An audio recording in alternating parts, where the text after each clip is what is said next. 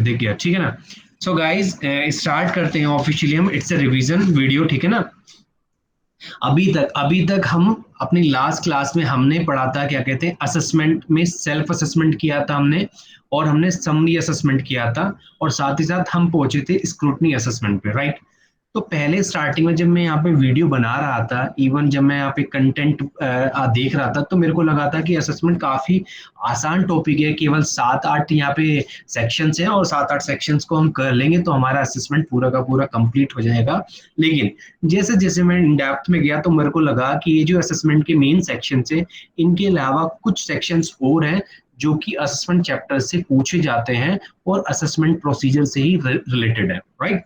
तो मजबूरन मजबूरन क्या है, नेसेसिटीज ऑफ द कोर्स है कि ये भी उतने ही इंपॉर्टेंट सेक्शन है जितना इंपॉर्टेंट हमारे असेसमेंट वाले चैप्टर्स हैं, ठीक है ना। हमने अपनी लास्ट क्लास में देखा था, हमने असेसमेंट प्रोसीजर कब स्टार्ट किया था। हमने असेसमेंट प्रोसीजर तब स्टार्ट किया था जब हमने फाइलिंग ऑफ रिटर्न का चैप्टर कर लिया था, यानी एसएससी ने अपनी रिटर्न को पूरा का पूरा फाइल कर दिया, ठीक है ना। अब उसके बाद उसकी जिम्मेवार ये कि रिटर्न फाइल करने से पहले कि वो एक बार अपना सेल्फ असेसमेंट करेगा, और जो भी उसका टैक्स बनता है, जो भी उसका इंटरेस्ट बनता है, या फिर जो भी उसकी लेट फीस बनती है, वो सभी सेल्फ असेसमेंट करके गवर्नमेंट को पे कर देगा। तो यानी 140A सेक्शन जो कि सेल्फ असेसमेंट का था, इसमें हमने देखा था कि ये सेल्फ असेसमेंट होता है before filing the income tax return. और इनकम टैक्स रिटर्न में एसएससी क्या करता है, जितना भी उसका टैक्स लायबिलिटी है माइनस कर देता है उसमें से। उसका अगर कोई टीडीएस टीसीएस कटा हुआ है, उसने कोई एडवांस टैक्स डिपॉजिट करा हुआ है, उसे 89, 90 या 90A सेक्शन में अगर कोई रिलीफ मिलता है तो वो माइनस कर देता है। Deductions of the tax under section 91 minus कर देता है। साथ ही साथ मैट या फिर एएमटी का अगर कुछ क्रेडिट पड़ा हुआ है तो उसको माइनस कर देता है। ये हमारा सेल्फ असेसमेंट के अंदर टैक्स आ जाता है, ठीक है जी। साथ ही साथ फिर हमारे यहाँ पे अगला इशू था कि अगर मान लो शॉर्ट पेमेंट हुई है, अगर टैक्स की शॉर्ट पेमेंट हुई है, तो डिपार्टमेंट सबसे पहले जो भी आपने सेल्फ असेसमेंट के थ्रू टैक्स पे करा मानेगा कि वो आपने पहले पेनल्टी के अगेंस्ट करा, फिर उसके बाद इंटरेस्ट के अगेंस्ट किया, फिर आपने लेट फी के अगेंस्ट किया, और लास्ट में जो टैक्स था उसके अगेंस्ट आपने किया, राइट। हमने आपको साथ ही साथ बता दिया था कि difference between the penalty and difference between penalty and late fees. Late fees जो पेनल्टी जो होती है वो इम्पोज होती है, जबकि लेट फीस जो होती है वो इम्पोज नहीं होती, वो ऑटोमेटिकली नॉन कंप्लाइंस करने पर लग जाती है। फिर हमने अपनी लास्ट क्लास में क्या देखा था, इंक्वायरी बिफोर असेसमेंट सेक्शन 142(1) था, 142(1) के 3 पार्ट थे, 142(1)(1), 142(1)(2) एंड 142(1)(3। इन 3 पार्ट में क्या बोला गया था, इनके जहां पे एसएससी ने अपनी रिटर्न फाइल नहीं की है, कब तक, जो भी 139(1) में टाइम स्पेसिफाइड किया हुआ, यानी इंडिविजुअल नॉर्मल एसएससी के केस में 31 जुलाई जो होती है, कंपनी वगैरह के केस में 30 सितंबर, टैक्स ऑडिट वगैरह के केस में 30 सितंबर, और ट्रांसफर प्राइसिंग में 30 नवंबर, वो 139(1) की जो ड्यू डेट है, राइट।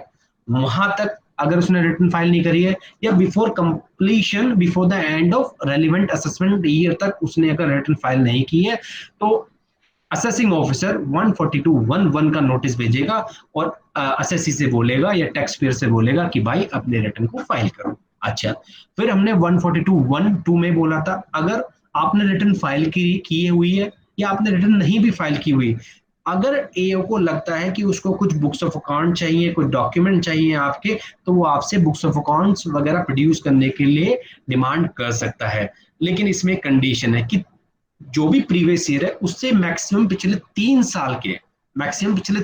साल के आपसे बुक्स ऑफ अकाउंट्स डिमांड कर सकता है, इससे पिछले नहीं पूछेगा। कब, जब आपको नोटिस मिलेगा 142(1)(2) का।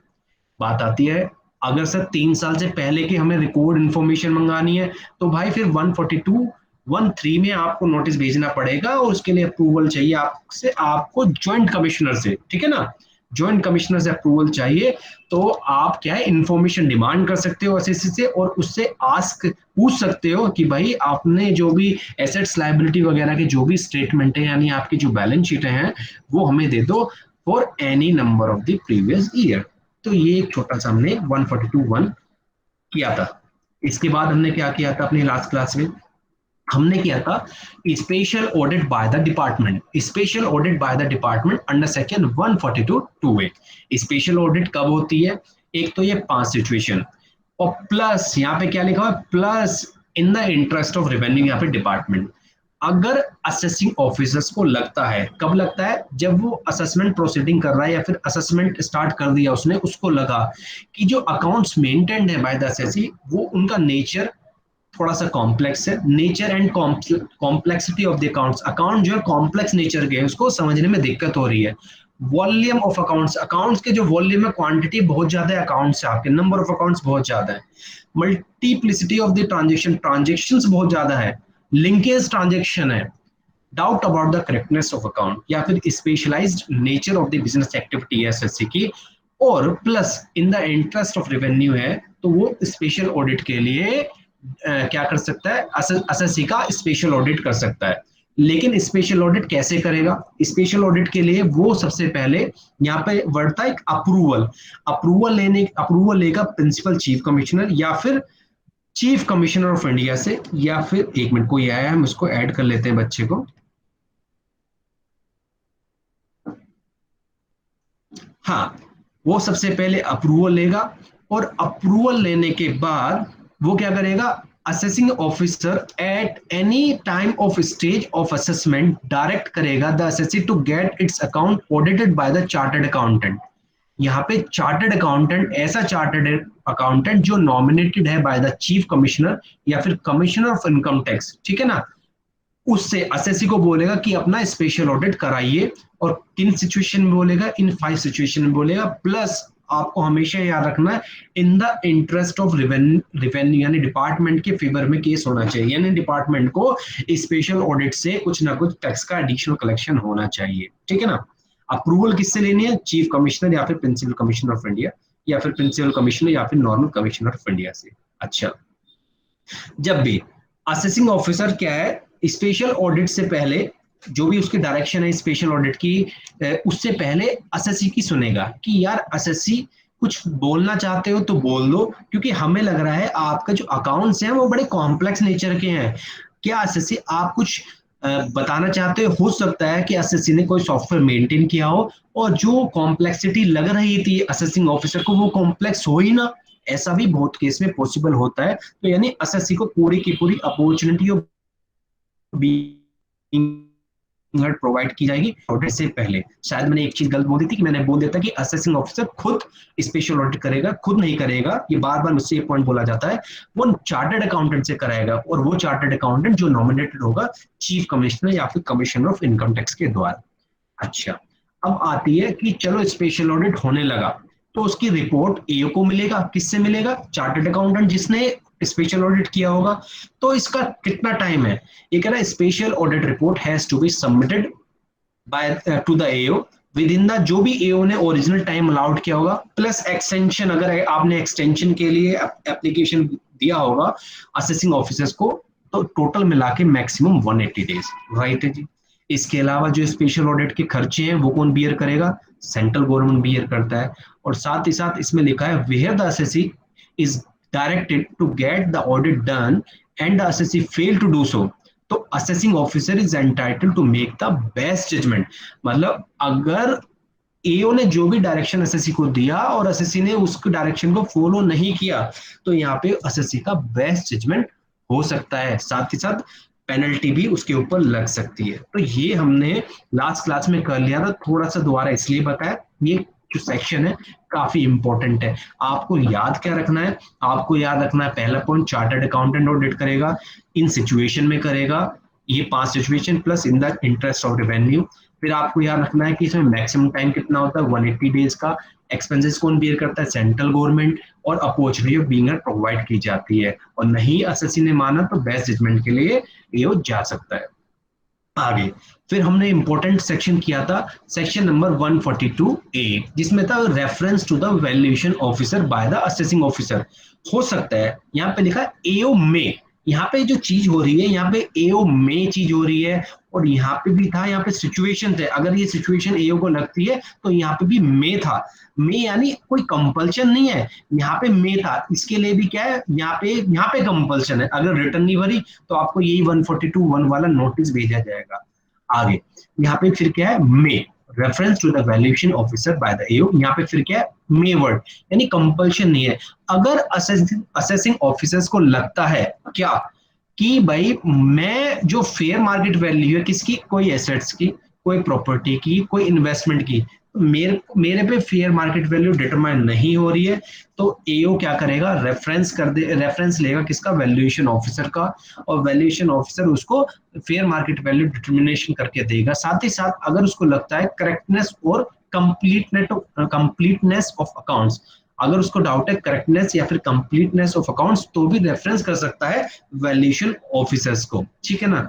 अब वैल्यूएशन ऑफिसर क्या काम करेगा, सबसे पहले वो एस्टिमेट करेगा एसेट प्रॉपर्टी इन्वेस्टमेंट का जो भी वैल्यू है, ठीक है ना, on the basis of the evidence, जो भी एसएससी से उसको एविडेंस मिलेगा, अपॉर्चुनिटी ऑफ बीइंग ये भी प्रोवाइड करेगा। अच्छा, ये कह रहा है valuation officer may estimate the value of the assets property और investment में, यहाँ पे फिर डिस्क्रिप्शन है, कोई कंपल्शन नहीं है, to the best of his judgment, यानी बेस्ट जजमेंट का मैनर को भी अप्लाई करके valuation officer value fair value determine कर सकता है, कहाँ पे, जहां पे एसएससी उसके साथ कोऑपरेट नहीं करता या उसके डायरेक्शन का कंप्लाई नहीं करता। अच्छा, उसके बाद वैल्यूएशन ऑफिसर जो है shall send a copy of report बनाएगा, ठीक है ना, ऑफ द जो भी एस्टिमेट था, ठीक है ना, and assessee within a period of 6 months from the end of the month in which reference is made। यहाँ पे वैल्यूएशन ऑफिसर की ड्यूटी है कि जो भी उसने वैल्यूएशन किया उसका रिपोर्ट बना के असेसिंग ऑफिसर को दे दे, और साथ ही साथ एक कॉपी असेसी को भी दे दे। कितना टाइम लिमिट है, with in a period of 6 months from the end of the month in which reference is made। जब से असेसिंग ऑफिसर्स ने उसको रेफरेंस दिया होगा उस महीने के एंड से 6 महीने, ठीक है जी। और अपॉर्चुनिटी ऑफ बीइंग बाद में एओ भी एसएससी को प्रोवाइड करेगा अगर उसके लगता है तो। अच्छा जी, आगे देख लेते हैं। फिर हमने किया था प्रोसेसिंग ऑफ रिटर्न यानी इंटीमेशन। आजकल सभी को 143(1) का इंटीमेशन रिसीव होता है। जैसे ही आप रिटर्न भरते हैं आपको 1 साल के अंदर अंदर क्या ये इंटीमेशन आ जाता है, प्रोसेसिंग ऑफ रिटर्न, कि आपकी रिटर्न प्रोसेस्ड हो गई है। और इसमें देखा क्या जाता है, इसमें देखी जाती है कि कोई अर्थमेटिकल एरर तो नहीं है। एरर है तो 143(1) का ही नोटिस आएगा और उसमें ये लिखाएगा कि जी आपकी ये अर्थमेटिकल एरर है। साथ ही साथ देखा जाएगा कि आपने कुछ इनकरेक्ट क्लेम तो नहीं किए। एक बच्चे ने बताया था सर इनकरेक्ट क्लेम कैसा, अरे इनकरेक्ट क्लेम ऐसा हो सकता है 26 ईयर्स में आपका 10,000 क्रेडिट लिया दिख रहा है लेकिन आप 20,000 टीडीएस क्लेम कर रहे हो सकता है ना इनकरेक्ट क्लेम। तो 143(1) का नोटिस आएगा और उसका आपको रिप्लाई करना पड़ेगा। रिप्लाई नहीं विद इन कितना टाइम होता है, 30 डेज का टाइम होता है रिप्लाई करने का। रिप्लाई कर दोगे तो बढ़िया है, नहीं कर दोगे तो जो वो कर रहे हैं, एओ कर रहा है, वही माना जाएगा। जनरली ये जो 143(1) का नोटिस आता है ये आता है सीपीसी बेंगलोर से, इतना आप सभी को आइडिया होगा। इसमें क्या क्या और क्या क्या चीज देखी जाती है, disallowance of loss claim if return is filed beyond the due date. वो वहां पे देखा जाएगा कि अगर आपने रिटर्न ड्यू डेट के बाद फाइल करी है तो आपके जो भी लॉस है वो क्या है, डिसअलाउंस हो जाएंगे, यानी कैरी फॉरवर्ड नहीं होते लॉस। इतना आपको आइडिया होगा in case you will file the return late. साथ ही साथ ये जो section 10AA, 80IA, 80IA B और 80IB, 80IC, इनके भी जो है डिडक्शन जो है डिसअलाउड हो जाती है अगर आप रिटर्न को बियॉन्ड ड्यू डेट फाइल करते हैं तो। साथ ही साथ disallowance of expenditure indicate in the tax audit report. मान लो कोई एक्सपेंडिचर आपने डिसअलाउंस किया हुआ है टैक्स ऑडिट रिपोर्ट में, लेकिन आपने जब कंप्यूटेशन नॉर्मल बनाया तो उसमें आपने वो कंसिडर कर लिया, तो वो भी चीज क्या डिसअलाउड आपकी हो जाएगी। यहाँ पे नोट, यहाँ पे ये चीज मैंने आपको कल नहीं कराई थी। नोट क्या कहता है, नो सच एडजस्टमेंट, ये कहता है 141 का जो एडजस्टमेंट है, ये जो 5-6 तरह की एडजस्टमेंट बताई, ये एडजस्टमेंट नहीं होगी unless intimation is given to the assessee within a period of 1 year from the end of the financial year in which written was made of such adjustment either in writing or electronically mode। I repeat, ये कहता है no सच, ये जितनी भी adjustments हैं जो 143(1) में होती है, ये कह रहा है ये एडजस्टमेंट नहीं होंगी जब तक असेसी को इंटीमेशन ना मिल जाए। कब तक, किस पीरियड में, with in a period 1 year. कहां से, from the end of the financial year in which return was made. जिस साल आपने रिटर्न फाइल की उस साल के जो भी एंड था वहां से 1 साल, ठीक है ना। आगे फर्दर फर्दर कहता है assessee AO shall make any adjustment after considering the response received from the assessee if any. Where no response is received within the 30 days of the issue of such notice, the above adjustment can be made. I repeat, अगर इसको conclude करूं तो 143(1) में क्या होता है, 143(1) का जो नोटिस आता है इसको बोलते हैं इंटीमेशन अंडर सेक्शन 143(1). जनरली ऐसा ही बोला जाता है प्रैक्टिकली। इसको बोलते हैं प्रोसेसिंग ऑफ रिटर्न, यानी सीपीसी बेंगलोर वगैरह से ये रिटर्न प्रोसेस्ड होती है। वहां पे क्या देखा जाता है, ये 5-6 तरह की अर्थमेटिकल एरर देखी जाती है। कोई आपने इनकरेक्ट क्लेम तो नहीं क्लियर किया, लॉसेस तो नहीं ले लिए, रिटर्न लेट फाइल करिए उसके बाद लॉसेस तो नहीं ले ली, ये सभी चीज देखी जाती है। अब मान लो इंटीमेशन का टाइम पीरियड क्या है, 1 साल है। 1 साल from the end of the financial year in which return was made. अब मैं एक क्वेश्चन पूछना चाहता हूं, आप सभी से ध्यान से सुनिएगा। अब चल रहा है 1920 की अभी रिटर्न भरी जा रही है, ठीक है ना। मैंने कल भरी थी, नहीं परसों भरी थी। एक एसएससी का मनोज कुमार नाम था, और वो वेस्टीज कंपनी में क्या है काम करते थे। वेस्टीज एक कंपनी है, उस कंपनी में मनोज कुमार काम करते थे।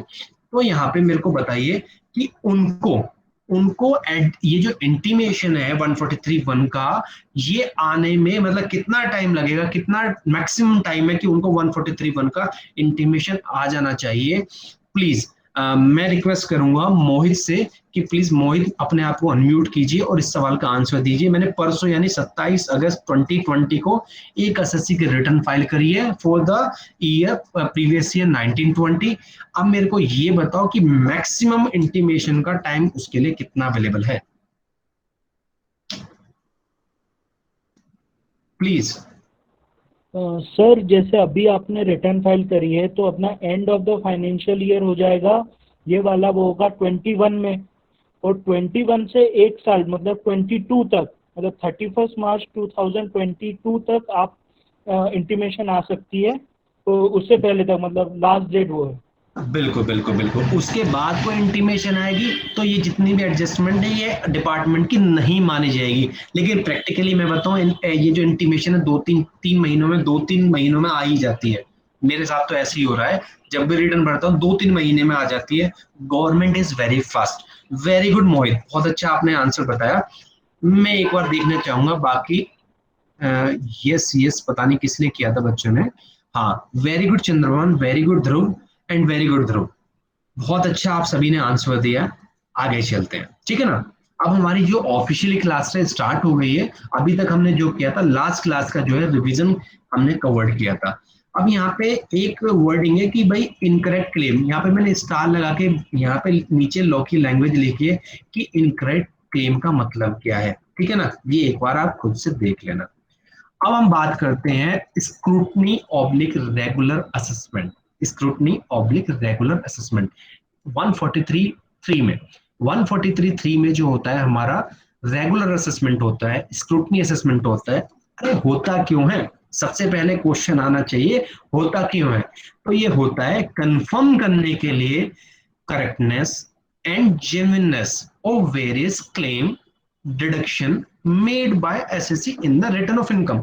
जो भी रिटर्न फाइल करी थी एसएससी ने, उसमें जो भी उसने डिडक्शन क्लेम की है, जो भी उसने एक्सपेंडिचर क्लेम किए हैं, उन सभी चीजों की जेन्युइननेस करेक्टनेस देखने के लिए 143(3) का असेसमेंट होता है। अच्छा सर आगे बताओ।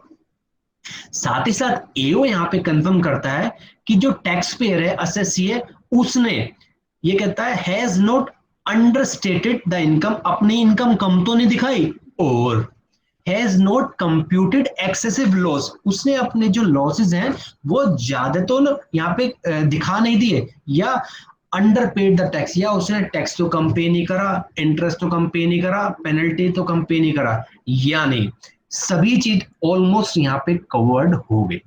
अच्छा जी, 143(3) का जो नोटिस है वो भेजा जाता है अंडर सेक्शन 143(2).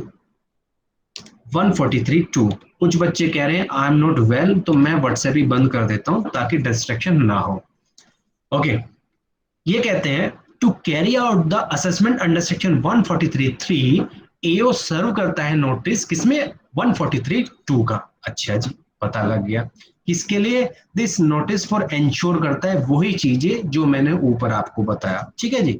अच्छा, यहाँ पे कहता है स्क्रूटनी नोटिस या फिर रेगुलर असेसमेंट का नोटिस, ठीक है ना, जो इशू हुआ है 143(2) में, ये होता है for detailed scrutiny can not be issued after expiry of 6 months from the end of the financial year in which return of the income is furnished. I repeat, यहाँ पे टाइम लिमिट कितनी है? 6 महीना from the end of the financial year in which return was made. अब मेरा फिर से question है, अभी मेरा क्वेश्चन था क्या था कि मैंने अपना एक मनोज कुमार, एक मेरा एसएससी है जो वेस्टीज कंपनी में काम करता है नेटवर्क मार्केटिंग में, नेटवर्क मार्केटिंग का, मैंने उसका भी रिटर्न फाइल करा था। तो 143(2) का नोटिस जो आ सकता है उसको कितने टाइम पीरियड में आ सकता है? प्लीज मेरे को बताइए, प्लीज मेरे को बताइए कितने टाइम पीरियड में आ सकता है? ये मेरा क्वेश्चन है, ये क्वेश्चन है मेरा उत्कर्ष दयाल से, उत्कर्ष दयाल। अब please unmute yourself and answer the question. Yes sir. हाँ, सर 30 सितंबर 2022 तक आ सकता है उसका नोटिस, अगर वो 20 को वो करता है तो 31 मतलब असेसमेंट ईयर खत्म होने के 6 months प्लस 6 months, मतलब असेसमेंट ईयर खत्म होने के बाद 6 months तक। नहीं, यहाँ पर तो लो में फाइनेंशियल ईयर लिख रहा है। अच्छा, राइट, आप कह रहे हो कि असेसमेंट के 6 सर महीने वो वाला बहुत फाइनेंशियल बढ़िया, ईयर, हाँ, जब बहुत रिटर्न बढ़िया। फाइल करी। Exactly exactly. आप इसको दो तरीके से पढ़ सकते हो, जैसे तयाल ने पढ़ा कि असेसमेंट खत्म होने के 6 महीने, या फिर एज पर हम लो पढ़ते हैं कि जिस साल आपने रिटर्न फाइल करी। एक्चुअली क्या जो असेसमेंट होता है ना, उसका जो काम स्टार्ट होता है या असेसमेंट का जो भी प्रोसीडिंग स्टार्ट होती है वो रिटर्न फाइल होने के बाद ही होती है। तो बेहतरी के लिए आपको हमेशा रिटर्न फाइल होने के बाद से ही पढ़ना चाहिए, ठीक है ना। वैसे यू आर राइट, ठीक है ना। यहाँ पे उत्कर्ष ने बताया कि जिस साल आपने रिटर्न भरी, और रिटर्न तो हमेशा प्रीवियस ईयर से अगले साल यानी असेसमेंट ईयर में ही भरी जाती है, ठीक है ना, तो उससे 6 महीने। वेरी गुड, यानी इन्होंने 30 सितंबर बताया था। सॉरी क्यों बोल रहे हो चंद्रभान? अच्छा, 2022, ओके ओके ओके ओके। नहीं नहीं नहीं ध्रुव, कंफ्यूज कर रहे हो आप। Dhruv, unmute yourself and answer the question. Yes sir. तुमने 21 क्यों लिखा? सर 21 ही तो आएगा। एक मिनट यार, मैंने अभी रिटर्न फाइल करी है, ठीक है ना। हाँ, तो मैं अभी मैंने 2 दिन पहले फाइल करी, यानी प्रीवियस ईयर कौन सा है ये मेरा? प्रीवियस 2021। ईयर आपका होगा 19-20। हाँ हाँ, 30 सितंबर, 30 सितंबर, 30 सितंबर, right right right, very good very.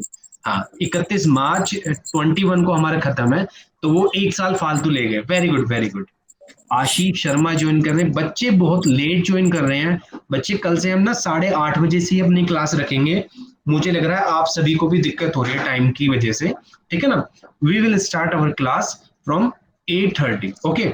यहाँ पे 30 सितंबर आया। 30 सितंबर क्यों आया? मैंने अभी 2 दिन पहले रिटर्न फाइल करी थी, ठीक है ना। ये कहता है 6 months from the end of the financial year in which return is filed. अब मेरा फाइनेंशियल ईयर क्या चल रहा है? 2021 यानी 31 मार्च 2021 प्लस 6 months, तो ये 30 सितंबर 2021, राइट, ठीक है ना जी।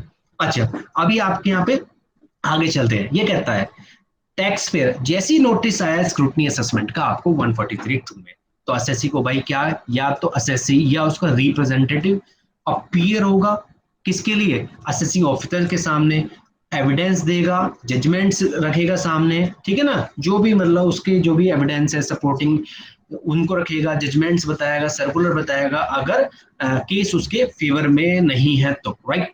लेकिन हालांकि अब ई असेसमेंट आ गया, तो ये ना सब चीज अपने आप ही खत्म हो जाएंगी। अभी आपको केवल इलेक्ट्रॉनिकली रिप्लाई फाइल करना होगा, इलेक्ट्रॉनिकली डॉक्यूमेंट फाइल करना होगा। और मैं आप सभी को बता दूंगा कि प्लीज इस साल से अगर आपके कोई घर परिवार में या आपको कोई close friend fake deduction claim कर रहा है, जैसे मान लो कि 80G का क्लेम कर लेते हैं काफी लोग, उनके पास वो नहीं होता, सपोर्टिंग नहीं होता, लेकिन फिर भी क्लेम कर लेते हैं। कोई पैन नंबर देखते हैं ट्रस्ट का, उसका नाम देखते हैं और क्लेम कर लेते हैं। जनरली उनको नोटिस नहीं आता था, लेकिन अभी उनको सभी को नोटिस आएगा। गवर्नमेंट ट्राई कर रही है कि 90% लोगों का क्या है कि असेसमेंट हो जाए, यानी उनको जेन्युइननेस पता लग जाए।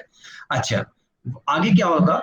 अब वेरीफाई करेगा। अब जो है असेसिंग ऑफिसर वो क्या है, वेरीफाई करेगा। असेसिंग ऑफिसर जैसे ही उसने एविडेंस प्रोड्यूस कर दिए एओ ने, तो उसको क्या है, after hearing and verifying such evidence and taking into the account such particulars as the taxpayer may produce, and after taking into account all relevant material which is gathered by the, मतलब खुद उसने gathered किए या फिर SSC ने एओ को produce करे, उन सबको वेरीफाई करेगा, चेक करेगा और फिर ऑर्डर देगा इन राइटिंग। ठीक है ना।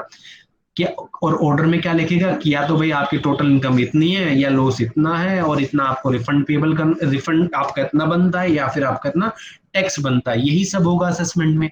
अच्छा, यहाँ पे एक इंपॉर्टेंट पॉइंट आ जाता है। इस इंपॉर्टेंट पॉइंट के बाद I will discuss two questions related to your एक पास्ट एग्जामिनेशन विद यू। ठीक है ना। इंपॉर्टेंट पॉइंट क्या है यहाँ पे, कुछ जैसे मान लो कि कुछ research association, university, college, other institution जो कि अप्रूव्ड है, किससे अप्रूव्ड है, सेंट्रल गवर्नमेंट से अप्रूव्ड है। ठीक है ना। तो AO can not directly disallow the exemption. आपको याद होगा कि ये जितने भी इंस्टीट्यूशन वगैरह हैं इनको सेक्शन 10 में क्या है, डिडक्शन मिल जाती है। आपको अगर याद हो सेक्शन 10 में, तो क्या है, एओ ना डायरेक्टली इनकी जो एग्जेम्पशन है उनको डिसअलाउ नहीं करेगा। ठीक है ना। वो सबसे पहले क्या काम करेगा, वो सबसे पहले रिक्वेस्ट करेगा कि देखो किसको, सेंट्रल गवर्नमेंट को, सेंट्रल गवर्नमेंट देखो ये जो जितने भी अप्रूव्ड आपके इंस्टीट्यूशन है ये एज पर लॉ काम नहीं कर रहे हैं, लीगल प्रोविजन के अकॉर्डिंग काम नहीं कर रहे हैं और ये अनऑथराइज तरीके से इनकम कमा रहे हैं, तो इनके ये एक्सपेंडिचर क्या है, डिसअलाउ में मुझे करने चाहिए। सेंट्रल गवर्नमेंट उसको चेक करेगी और चेक करेगी जो उनकी अप्रूवल दी हुई है उसको क्या करेगी, विड्रॉ करेगी, और उसके बाद assessing officer can disallow the expenditure, disallow कर सकता है एक्सपेंडिचर। मैंने यहाँ पे क्वेश्चन नंबर 6-7 लिखा था। इससे पहले लास्ट क्लास में मैंने हल्का सा बेस्ट जजमेंट का रेफरेंस आपको दे दिया था। इसको रिपीट कराने के बाद मैं आपसे 6-7 क्वेश्चन नंबर डिस्कस करूंगा। बेस्ट जजमेंट कब होता है, मैंने आपको बताया, आपने 139 यानी नॉर्मल जो रिटर्न का टाइम है उसमें आपने अपनी रिटर्न फाइल नहीं करी, चलो बिलेटेड नहीं करी या रिवाइज नहीं करी, तो आपका क्या हो सकता है, बेस्ट जजमेंट हो सकता है। आपने 142(1) जिसमें था क्या, 142(1)(1), 142(1)(2), 142(1)(3), उनका अगर आपने जो है नोटिस का कंप्लाई नहीं करा, रिप्लाई नहीं करा, जो भी उसमें टर्म्स एंड कंडीशन लिखी हुई है, तो भी आपका क्या बेस्ट जजमेंट हो सकता है। स्पेशल ऑडिट में जो आपको डायरेक्शन दी गई थी उनको आप फॉलो नहीं कर रहे एसएससी, तो भी आपका क्या है, बेस्ट जजमेंट हो सकता है।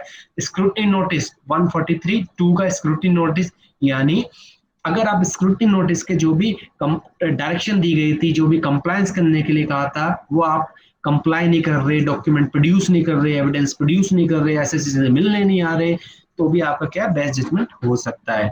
आगे इंपॉर्टेंट पॉइंट है, इंपॉर्टेंट पॉइंट क्या है ये कहता है, further section 145(3) of the income tax 1961 permit करता है एओ को to make the assessment in the manner provided in the section 144। In cases में भी जो मैनर 144 का है, यानी बेस्ट जजमेंट का मैनर है, वो लग सकता है। केसेस कौन से हैं, दो तो 145 से रिलेटेड है, 145(1) और 145(2), ये तो आईसीडीएस वाला है। ठीक है ना, जब आपने अपनी इनकम आईसीडीएस की प्रोविजन लगा के नहीं कंप्यूट करी। और नंबर 2 पे है where the method of accounting, जहां पे अकाउंटिंग का मेथड आपने प्रॉपरली फॉलो नहीं करा। जैसे क्या है, पीजीबीपी के लिए कैश और मर्केंटाइल कुछ भी हम ऑप्शन अवेल कर सकते हैं, ऐसा कुछ होता है ना, अभी हम इसके साथ डिस्कस करेंगे। और साथ ही साथ नंबर 1 पॉइंट है कि जहां पे एसएससी को लगता है कि करेक्ट नहीं, या फिर जहां पे एओ को लगता है कि एसएससी के बुक्स ऑफ अकाउंट करेक्ट नहीं है, कंप्लीट नहीं है, वहां पे भी उसका बेस्ट जजमेंट हो सकता है। ठीक है, अब मैं क्वेश्चन नंबर 6 और क्वेश्चन नंबर 7 आपके साथ डिस्कस करने जा रहा हूं। ओके, मेरे को कोई भी एक बच्चा बताएगा कि क्वेश्चंस वाला जो पीपीटी है वो शो हो रहा है या नहीं हो रहा है। प्लीज कोई भी एक unmute yourself and reply.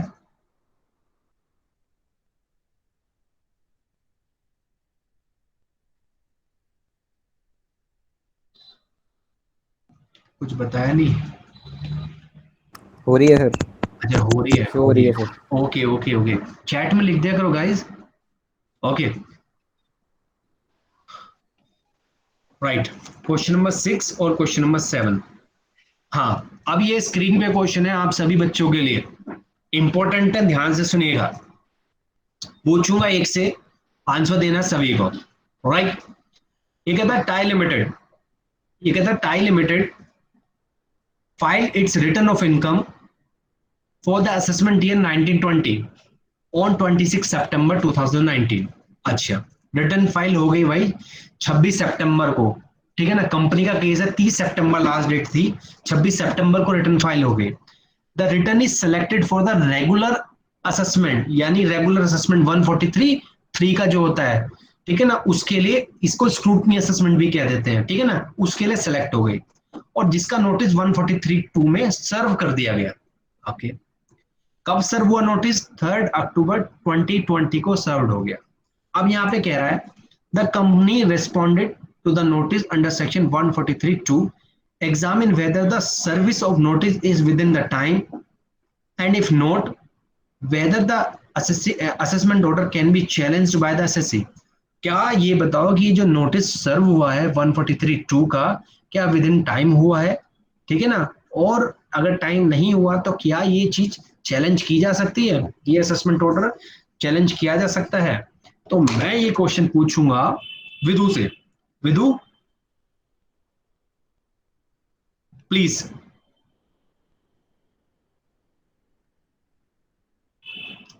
Vidhu please try to answer the question।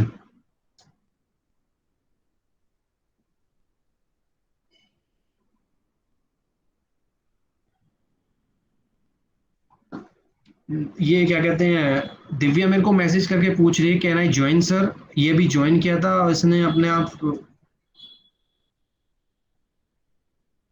Vidhu क्या आपको मेरी आवाज आ रही है? नहीं आ रही तो मोहित मालवीय से मैं I will request please answer the question. Question आपके स्क्रीन पे है यार, पार्टिसिपेंट करो। हेलो। हाँ प्लीज प्लीज।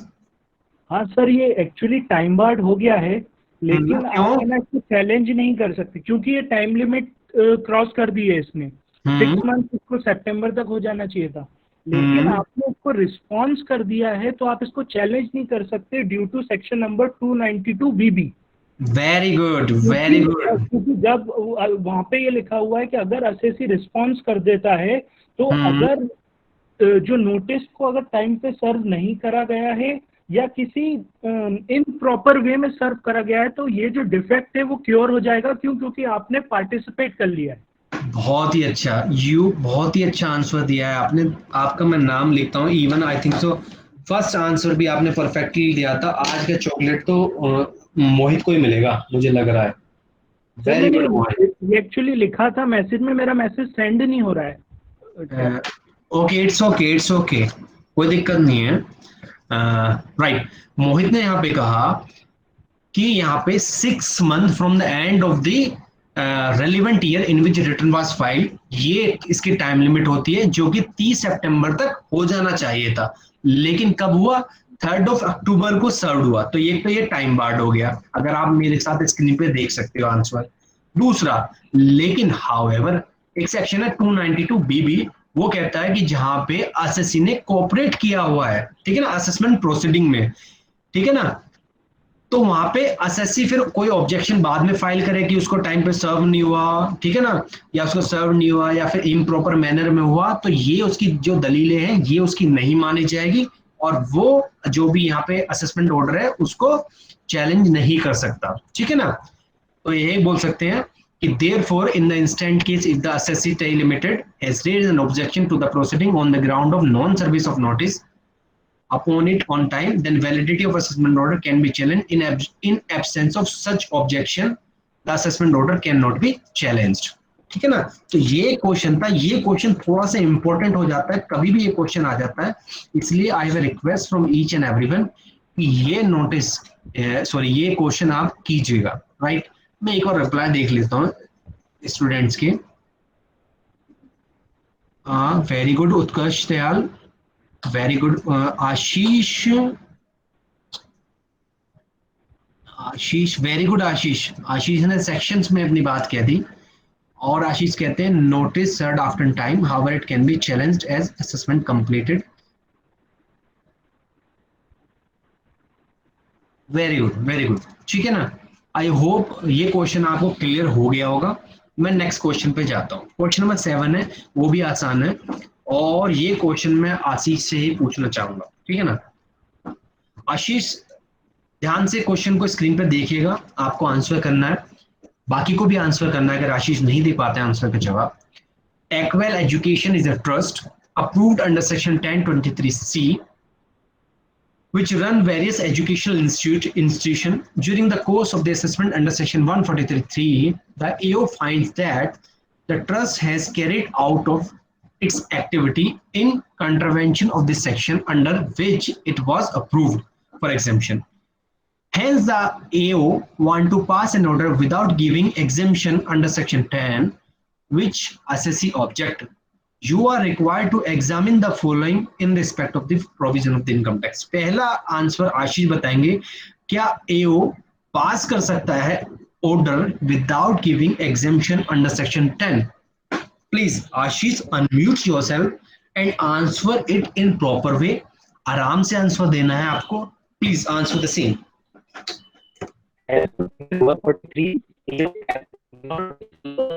आशीष, आपका इशू, आपका वॉइस क्लियर नहीं है, तो आप टाइप ही करो, आप टाइप ही करो। मैं बोलना चाहूंगा ये क्वेश्चन का, आपके नेटवर्क में इशू है थोड़ा सा।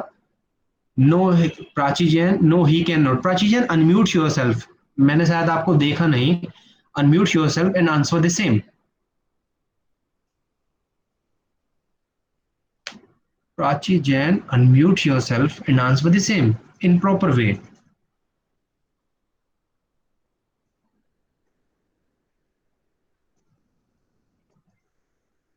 स्क्रीन पे क्वेश्चन है, अगर प्राची नहीं दे पा रही आंसर तो विधु से रिक्वेस्ट करूंगा। विधु अगर पार्टिसिपेट नहीं कर पा रही तो दिव्या से रिक्वेस्ट करूंगा। अच्छा, वॉइस ब्रेक हो रहा है। अगर मेरा वॉइस ब्रेक हो रहा है तो I request from all of you कि अपने आप को डिस्कनेक्ट करके रिकनेक्ट करो अगर किसी के साथ, क्योंकि मेरे यहाँ पे वाईफाई है, मेरे यहाँ का स्पीड थोड़ा सा कंपैरेटिवली ठीक है, तो प्लीज रिकनेक्ट योरसेल्फ अगर आपका वॉइस मेरे तक। हाँ हाँ, प्लीज प्लीज प्लीज। सर एओ खाली अगर कोई प्रॉब्लम है, जैसे इसमें ट्रस्ट के अंदर उसको दिख रहा है कि कुछ डिस्क्रिपेंसीज हैं, तो एग्जेम्पशन विड्रॉ नहीं कर सकता उसकी, वो खाली एविडेंसेस रिपोर्ट कर सकता है हायर अथॉरिटी को। लेकिन मैंने कुछ और पढ़ाया था अभी 5 मिनट पहले। मैंने आपको क्या पढ़ाया था कि इसमें एओ क्या है, जो भी हायर अथॉरिटीज यानी सेंट्रल गवर्नमेंट जिन्होंने भी अप्रूवल दी है इनमें, इनको सेक्शन 10 में इन इंस्टीट्यूशन को सबसे पहले उनको शिकायत करेगा, फिर वो क्या है उसकी एग्जेम्पशन जो है इंस्टीट्यूशन को वो विड्रॉ करेगी, उसके बाद एग्जेम्पशन डिसअलाउड करेगा। तो थोड़ा सा प्रोविजन के अकॉर्डिंग आपको बोलना है, ठीक है ना। ये थोड़ा सा प्रैक्टिस है, अगर यहाँ पे प्रैक्टिस बढ़िया करोगे तो तभी एग्जाम में बढ़िया प्रैक्टिस हो पाएगा। मैं एक बार पढ़ा देता हूँ। ये कह रहा है, आंसर कहता है, as per first provision of section 143(3) in case the institution approved inter alia under section 1023C, which is required to fund the return of the income under section 139(4)(c), the AO shall not pass an order of assessment under section 143(3) without giving, order क्या है, पास नहीं कर पाएगा AO without giving effect of provision section 10 unless he is of view that activities of the institution are being carried on in contravention to the provision of that section. ये क्या करेगा, he will intimate to the central government या फिर prescribe authority, और prescribe authority को या फिर central government को इंटीमेट करेगा, ठीक है ना, जिन्होंने उसको ट्रस्ट इंस्टीट्यूशन को पहले अप्रूव किया था। उसके बाद क्या है, जो भी अप्रूवल ग्रांटेड थी वो क्या है, विड्रॉन कर ली जाएगी, ठीक है ना, या उसके रिस्पेक्ट में नोटिफिकेशन इशू कर दी जाएगी, और उसके बाद AO can pass the assessment order without giving exemption under section 10, ठीक है ना। तो ये थोड़ा सा आंसर था, इस तरह बताया करो, एटलीस्ट की पॉइंट बोला करो, क्योंकि जब आप की पॉइंट बोलोगे, की पॉइंट का डिस्कशन करोगे, then you can write the key point into the examination. और सीए का एग्जाम में लेंथ कभी भी मैटर नहीं करती, मैटर करते हैं हमेशा की पॉइंट। मेरा एक बार मैं आशीष का भी आंसर पढ़ूंगा, क्योंकि फर्स्ट मौका मैंने आशीष को दिया था। Wait for the government notification, आगे लिखा है इन्होंने, as per section 143(3) AO cannot disallow himself, he has to make the application to the CG. Very good. Wait for the government notification and he can disallow the exemption if government sending the notification. Very good, Ashish. And time period will be extended by the period when he informed the CG. And very good आशीष ने एक point और add किया है और ही बिल्कुल relevant point है जो मैंने अपने नोट्स में यहाँ पे मज नहीं किया था। आशीष कह रहे हैं कि सर मान लो आपने तो बताया था 143 का जो असेसमेंट करने का टाइम था वो तो 6 मंथ था from the end of the year in which return was filed, लेकिन जब ये सेंट्रल गवर्नमेंट को एप्लीकेशन देगा फिर सेंट्रल गवर्नमेंट वेरीफाई करेगी उसके बाद विड्रॉल करेगी तो सर हो सकता है इसमें तो असेसमेंट का टाइम निकल जाए। तो आशीष कहते हैं और आशीष ने इनकम टैक्स एक्ट भी कहता है कि वो जो बीच का टाइम है वो एक्सक्लूड हो जाएगा। तो ये की पॉइंट था, ठीक है ना, तो ये याद रखना है आपको। मैं इस पॉइंट को लिख देता हूं और आशीष का नाम फिर से लिख देता हूं, नहीं फिर से नहीं, पहली बार ही लिखा जा रहा, 2 बार मोहित हो गया और 1 बार आशीष हो गया। आई थिंक कल भी आशीष का चॉकलेट था और मैं शायद दे नहीं पाया था, मैंने क्लास जल्दबाजी में ओवर कर दी, but I am liable for Ashish. अच्छा, अब यहाँ पे आता है क्या कहते हैं इसका केस 2, ये कहता है can the AO get any additional time limit in completion the assessment. तो इसी का आंसर यहाँ पे शायद नीचे लिखा हुआ है, ये क्या है,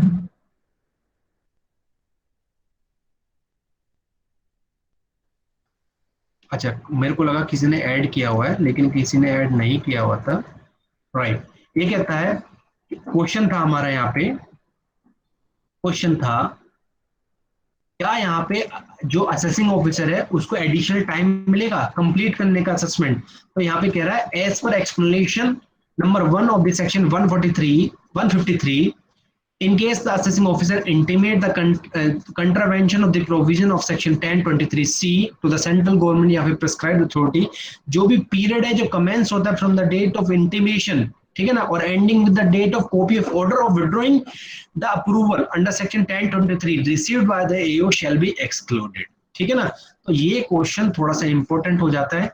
आगे कह रहा है further in case the time limit available to the AO for passing an assessment order after such exclusion is less than 60 days, such remaining period of the assessment shall be deemed to have been extended to 60 days। ये कह रहा है कि मान लो कि ये जो exclusion करने के बाद भी 60 डेज से अगर उसको कम पीरियड मिलता है एओ को तो वापस से उस कम पीरियड को एक्सटेंड करके कम से कम 60 डेज तक कर दिया जाएगा, ठीक है ना। तो ये एक अच्छा क्वेश्चन है, तभी मैंने यहाँ पे आपके लिए इंसर्ट किया है, एक बार इस क्वेश्चन को देखिएगा, ठीक है ना। अब मैं अपनी क्लास पे आगे चलता हूँ। आशीष की आवाज थोड़ी सी ठीक नहीं है, मैं अभी थोड़ा सा आगे चलता हूँ। आई होप आपको मेरी वॉइस क्लियर है, किसी को दिक्कत आ रही है प्लीज डिस्कनेक्ट योरसेल्फ, ठीक है ना, एंड रिकनेक्ट, ठीक है ना। और जियो का सिम ले लो बच्चों, मैं आपसे ये कह रहा हूँ कि जियो का सिम ले लो, जियो की सिम की जो नेटवर्क पावर है वो अच्छी है, थोड़ा सा मैंने भी अपना अभी पोर्ट कराया है। अगर आप वाईफाई नहीं ले पा रहे या आपके एरिया में अवेलेबिलिटी नहीं है वाईफाई की तो जियो का नेट आप अफोर्ड इजीली कर सकते हो, बहुत हेल्पफुल है आपके लिए, at least for the CA final student. तो पोर्ट कराओ, पोर्ट कराने के लिए यूट्यूब पे देखना how to port any SIM into the Jio. आगे चलता हूँ, ठीक है ना। अभी हमने 144 बेस्ट जजमेंट कर लिया था, ठीक है ना गाइस। अब मैं क्या है सेक्शन 144A बताता है power of the joint commissioner. Joint commissioner के पास भी पावर है कब असेसमेंट प्रोसीडिंग में अपना हस्तक्षेप करना, यानी मान लो कोई असेसमेंट चल रहा है तो जॉइंट कमिश्नर के पास पावर है to issue the direction in certain case, ठीक है। पहले तो मैं ये देखता हूं कब जॉइंट कमिश्नर में ऑन हिज ऑन मोशन खुद जॉइंट कमिश्नर या फिर on reference being made by AO, या फिर जब एओ कहेगा साहब ये चीज देख लो मेरे बस की नहीं है तो उसके रेफरेंस पे कुछ डायरेक्शन दे सकता है, या फिर असेसी की एप्लीकेशन के बेसिस पे क्या कर सकता है डायरेक्शन दे सकता है। अब वो डायरेक्शन बिना आंख बंद किए तो देगा नहीं, वो सबसे पहले रिकॉर्ड मंगवाएगा, उनको एग्जामिनेशन करेगा, ठीक है ना, और उसके बाद में जो भी उसको लगता है नेसेसिटीज है एज पर द रीजन जैसा वो सोचता है उसके अकॉर्डिंगली वो इशू करेगा गाइडेंस, ठीक, सॉरी डायरेक्शन इशू कर देगा, ठीक है ना। ओके, और डायरेक्शन दे के बोलेगा कि भाई इस डायरेक्शन के अकॉर्डिंग एओ अपना असेसमेंट कंप्लीट करो, और जो भी डायरेक्शन होगी ना ये एओ को, असेसिंग ऑफिसर को बाइंडिंग करती है, ठीक है ना। आगे, no direction which are prejudicial to the assessee shall be made before opportunity is given to the assessee. मतलब अगर कोई डायरेक्शन ऐसी है जिससे असेसी के टैक्स इंक्रीज होता है, यानी असेसी के अगेंस्ट है, तो उसके लिए असेसी को पहले बोलने का मौका दिया जाएगा, सुनवाई का मौका दिया जाएगा। आई होप ये 144A जो सेक्शन है ये आप सभी को क्लियर होगा।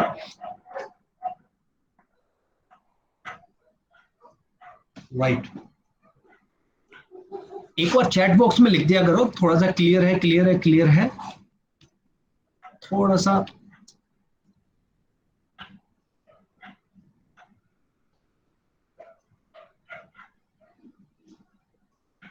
जियो ही है सर, ओके आशीष, जियो ही है सर। मैं सोच रहा था कि ये नेटवर्क, मोबाइल नेटवर्क, ये पता नहीं क्या आ गया टेक्स्ट में।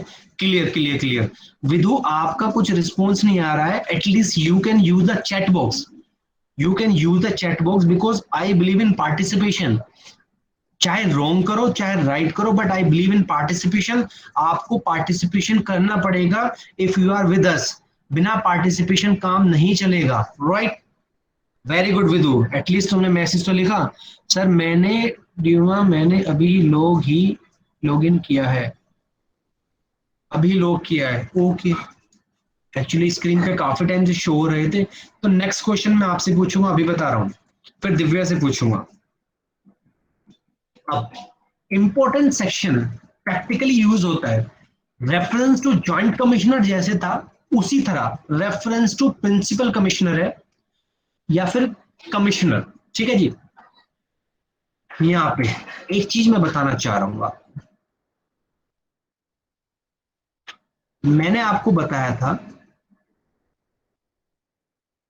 यहाँ पे स्टार्टिंग में कि यहाँ पे जब वैल्यूएशन ऑफिसर को रेफरेंस दिया जाता है तो वो यानी कंपलसरी नहीं है, ठीक है जी।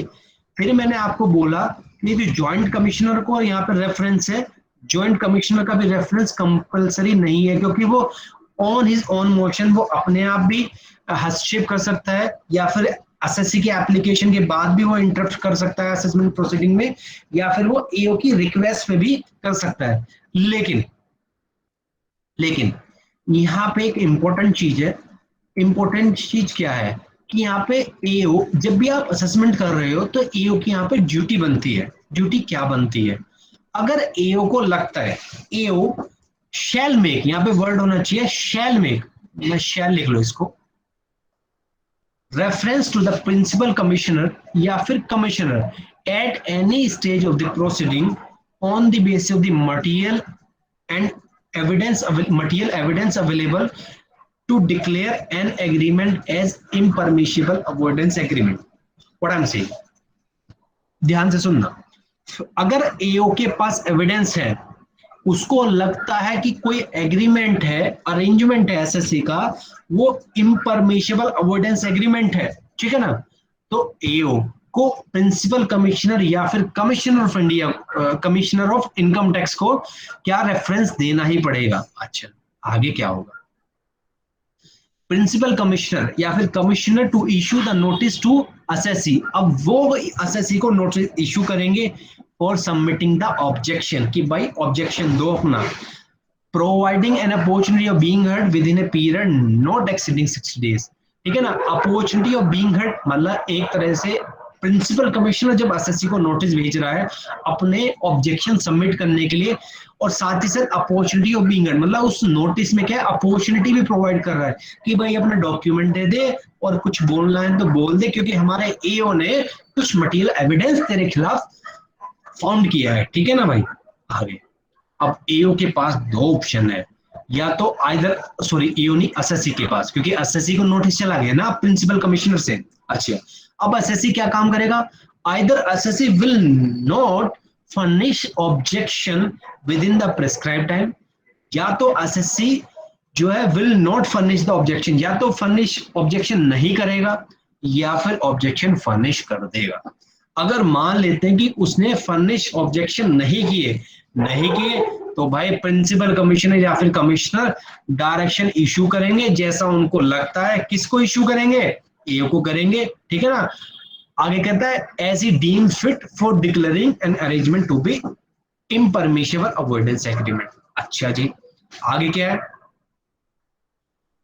हाँ, यहां पे एक छोटा सा एक चीज और है,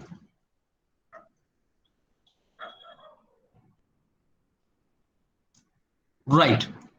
अब यहाँ पे क्या होगा, यहाँ पे प्रिंसिपल कमिश्नर या फिर कमिश्नर ने डायरेक्शन इशू कर दी। यहाँ पे एक भूमिका और आती है अप्रूवल, मैं बताता हूं आपको, एपी अप्रूवल पैनल की, ठीक है ना। यहाँ पे एक जो अप्रूविंग पैनल है, ध्यान से सुनना, सेंट्रल गवर्नमेंट के पास पावर होती है कि वो एक अप्रूविंग पैनल कंस्टिट्यूट करती है। ये जो अप्रूविंग पैनल होता है ना, ये प्रिंसिपल कमिश्नर से भी ऊपर होता है, ठीक है ना। अप्रूविंग पैनल के पास पावर होती है to issue the direction in respect of which declaration of arrangement as an impermissible avoidance agreement as per provision of chapter 10A। ठीक है जी, इनके पास जो अप्रूविंग पैनल है, इनके पास पावर होती है कि डायरेक्शन इशू करेंगे कि भाई हाँ ये पर्टिकुलरली एग्रीमेंट जो है इम्परमिशिबल अवॉइडेंस एग्रीमेंट है, ठीक है ना। साथ ही साथ approving panel also specifying the previous year या फिर years to which such declaration of arrangement of impermissible avoidance agreement shall apply. What I am saying, ध्यान से सुनना। जब reference to principal officer, principal commissioner या फिर कमिश्नर को दिया जाता है, कब? एओ रेफरेंस तब देता है जब उसके पास मटेरियल एविडेंस होते हैं कि असेसी ने कोई ऐसा अरेंजमेंट किया है जो इम्परमिशिबल अवॉइडेंस एग्रीमेंट है। सर इम्परमिशिबल अवॉइडेंस एग्रीमेंट क्या होता है? मेनली जो एग्रीमेंट ड्राफ्ट किया जाता है इनकम टैक्स को सेव करने के लिए, ठीक है ना, ऐसा एग्रीमेंट, ठीक है। अब एओ ने रेफरेंस करा किसको? प्रिंसिपल कमिश्नर को या फिर कमिश्नर को। अब कमिश्नर इशू करेगा नोटिस एसएससी को, 60 दिन का टाइम देगा, ठीक है ना, कि भाई और अपॉर्चुनिटी बीइंग देगा, सुनवाई का मौका देगा और 60 दिन का टाइम देगा कि भाई बता कि तेरा कुछ इसके अगेंस्ट ऑब्जेक्शन है या नहीं है। तो यहाँ पे दो ऑप्शन होंगे, या तो SSC will furnish the objection, या तो एसएससी ऑब्जेक्शन फर्निश करेगा, या एसएससी ऑब्जेक्शन फर्निश नहीं करेगा। ऑब्जेक्शन फर्निश नहीं करेगा तो प्रिंसिपल कमिश्नर या फिर commissioner of India, sorry commissioner of income tax, ठीक है ना, इशू कर देंगे डायरेक्शन। और ये जो डायरेक्शन इशू करेंगे ये अप्रूविंग पैनल से, ये जो अप्रूविंग पैनल के पास पावर होती है चूंकि, तो ये अप्रूविंग पैनल से भी डिस्कस करेंगे, ठीक है ना। और उसके बाद क्या है, डायरेक्शन फाइनली एसएससी के ऊपर बाइंडिंग हो जाएगी। अब यहाँ पे एक आता है कि ऑप्शन, क्या जो अप्रूविंग पैनल है उसने जो फाइनल डायरेक्शन दे दी, क्या उसके against appeal possible? Answer is no, no appeal possible against such direction. दूसरा क्या है, direction issued by the approving panel binding on the assessee oblique principal commissioner oblique commissioner of income tax and subordinate IT authority. ये दो बात ध्यान रखना। यहाँ पे क्या बोला हुआ है, ध्यान से पढ़ना। एक कह रहा लास्ट में, जो अप्रूविंग पैनल है to issue the direction for declaring as an agreement या फिर arrangement as a impermissible avoidance agreement and specifying the previous year in which it is declared within 6 months from the end of the month of receipt of reference। जब से principal commissioner या फिर commissioner ने direction issue करी थी और direction issue करके उसके अकॉर्डिंग उनको लगा था कि हाँ भाई ये तो जो अरेंजमेंट है इम्परमिशिबल अवॉइडेंस एग्रीमेंट है, तो उसके बाद फाइनली अप्रूविंग पैनल के पास गए थे। तो जिस महीने उनके पास उनको रेफरेंस मिला अप्रूविंग पैनल को, उस महीने के एंड से 6 महीने के अंदर अंदर अप्रूविंग पैनल भी इसको क्या है, फाइनल कर देगा कि हाँ भाई ये वाकई में अरेंजमेंट जो है इम्परमिशिबल अवॉइडेंस एग्रीमेंट है या नहीं है। है तो भाई एसएससी गया, नहीं है तो कोई दिक्कत वाली बात नहीं, अपील पॉसिबल है नहीं, बाइंडिंग सभी को करता है। अच्छा, अब यहाँ पे दूसरा केस आता है, SSC will furnish the objection. अब एसएससी क्या है, ऑब्जेक्शन फाइल करता है। अब इसमें भी दो केस होते हैं, जो भी एसएससी ने ऑब्जेक्शन फाइल करा, या तो प्रिंसिपल कमिश्नर या फिर कमिश्नर ऑफ इनकम टैक्स नहीं सेटिस्फाइड होगा या फिर सेटिस्फाइड होगा। अगर सेटिस्फाइड हो गया मान लो, अगर सेटिस्फाइड हो गया तो फिर क्या है, जब सेटिस्फाइड ये कमिश्नरी तो वो क्या है, कम्युनिकेट कर देगा किसको, एओ को, बाय ऑर्डर इन राइटिंग, ठीक है ना, और एक कॉपी साथ में एसएससी को भी दे देगा। उसके बाद एओ कंप्लीट कर देगा असेसमेंट जो भी प्रिंसिपल कमिश्नर या फिर कमिश्नर ने डायरेक्शन इशू करी है। अब मान लो नहीं सेटिस्फाइड हुआ, प्रिंसिपल कमिश्नर नहीं सेटिस्फाइड है, वो फिर से किसके पास जाएगा, अप्रूवर पैनल के पास जाएगा। Opportunity of being heard, approval panel provide करेगा एसएससी को, वो भी कॉल करेगा, एग्जामिन करेगा रिकॉर्ड्स वगैरह, और उसके बाद डायरेक्शन इशू करेगा कि भाई ये पर्टिकुलरली अरेंजमेंट क्या है, एज एन इम्परमिशेबल अवॉइडेंस एग्रीमेंट है या नहीं है। और साथ ही साथ AP यानी approving panel also specify the previous year या फिर years to which this agreement is valid, और टाइम पीरियड क्या है, वही within 6 month from the date of referencement, यानी पूरा का पूरा क्या है, रिपीटेशन है जो मैंने आपको बताया। थोड़ा सा सेक्शन ये क्या है, मैंडेटरी है। ये सेक्शन कब लगता है, जब एओ को लगता है during the assessment, AO find करता है कि कोई अरेंजमेंट इम्परमिशेबल अवॉइडेंस एग्रीमेंट है, उसके पास मटेरियल एविडेंस है, तो एओ शैल यानी ड्यूटी बाउंड है कि ये प्रोसीजर फॉलो करेगा। तो ये थोड़ा सा इंटरेस्टिंग सेक्शन था। अच्छा, एक बार मैं चैट बॉक्स में देख लूं।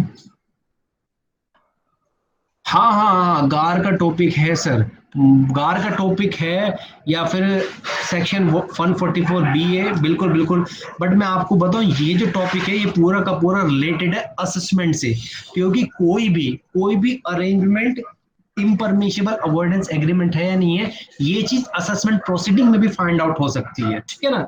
और आपके इंस्टीट्यूट ने भी ये यहीं पे दिया हुआ है। I hope this point is clear to you.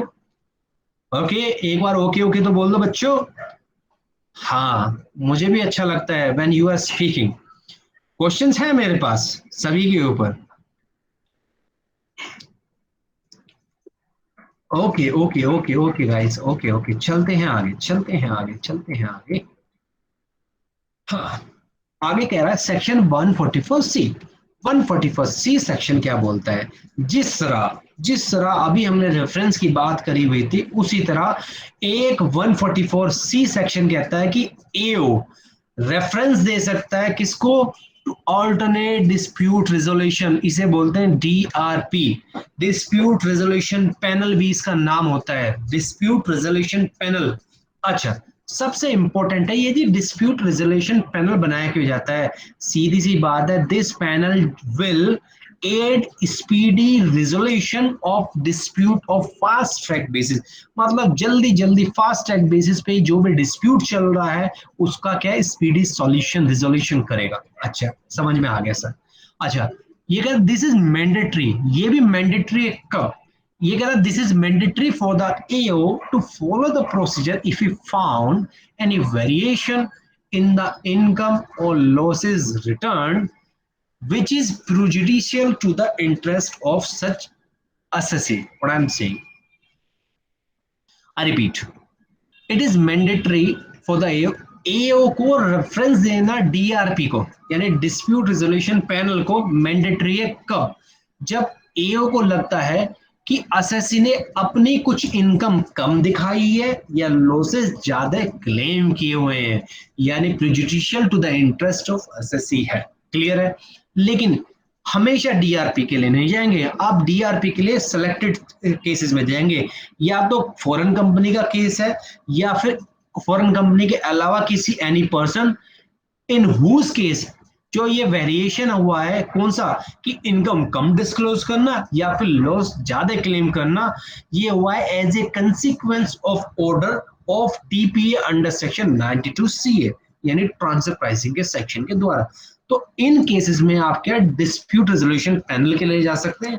अच्छा, अब मान लो क्या होगा, अब होगा क्या, जो भी AO है वो जो उसने ड्राफ्ट ऑर्डर बनाया होगा ना, ड्राफ्ट ऑर्डर जो होगा, assessing officer shall forward the draft order of the assessment to these assessee, ये दोनों असेसी जो हैं, ठीक है ना, पहला असेसी फॉरेन कंपनी, दूसरा असेसी जिसका वेरिएशन आया due to section number 92CA, ठीक है ना, उन एसएससी को ड्राफ्ट ऑर्डर भेज देगा। नंबर 2 पॉइंट पे क्या होगा, जो भी एलिजिबल एसएससी है with in the 30 days of the receipt by him the draft order file the acceptance और फाइल हिज ऑब्जेक्शन, या तो वो क्या करेगा, अपना एक्सेप्ट विद इन 30 दिन का समय होगा इसके पास, एओ के पास, सॉरी एओ नहीं, एसएससी के पास, ठीक है ना, 30 दिन का समय होगा, ठीक है ना। 30 दिन जब से भी ड्राफ्ट ऑर्डर उसको मिला, 30 दिन के अंदर अंदर या तो कहेगा कि ये जी ड्राफ्ट ऑर्डर एओ जो तुमने बनाया चलो ठीक है मान लिया, या फिर अपना ऑब्जेक्शन फाइल कर देगा, किसको, एओ को, क्योंकि एओ ने एसएससी को नोटिस करा है।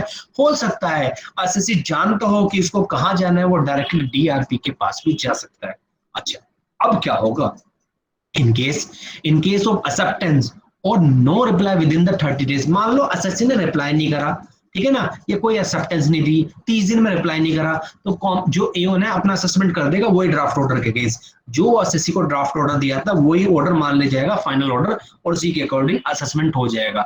नंबर 4 पॉइंट, जो भी फाइनल ऑर्डर है, ये जो फाइनल असेसमेंट ऑर्डर है, ये होगा within 1 month from the end of the month in which acceptance is received or period of filing the objection expired. ये जो फाइनल असेसमेंट ऑर्डर है ये विद इन द 1 month आ जाएगा, जहां पे एसएससी या तो रिप्लाई नहीं करता या 30 डेज उसका जो टाइम लिमिट है वो टाइम खत्म हो जाता है, तो उसके 1 महीने के अंदर अंदर एओ फाइनल ऑर्डर पास कर देगा। तो ये कहानी तो सबको समझ में आ गई होगी।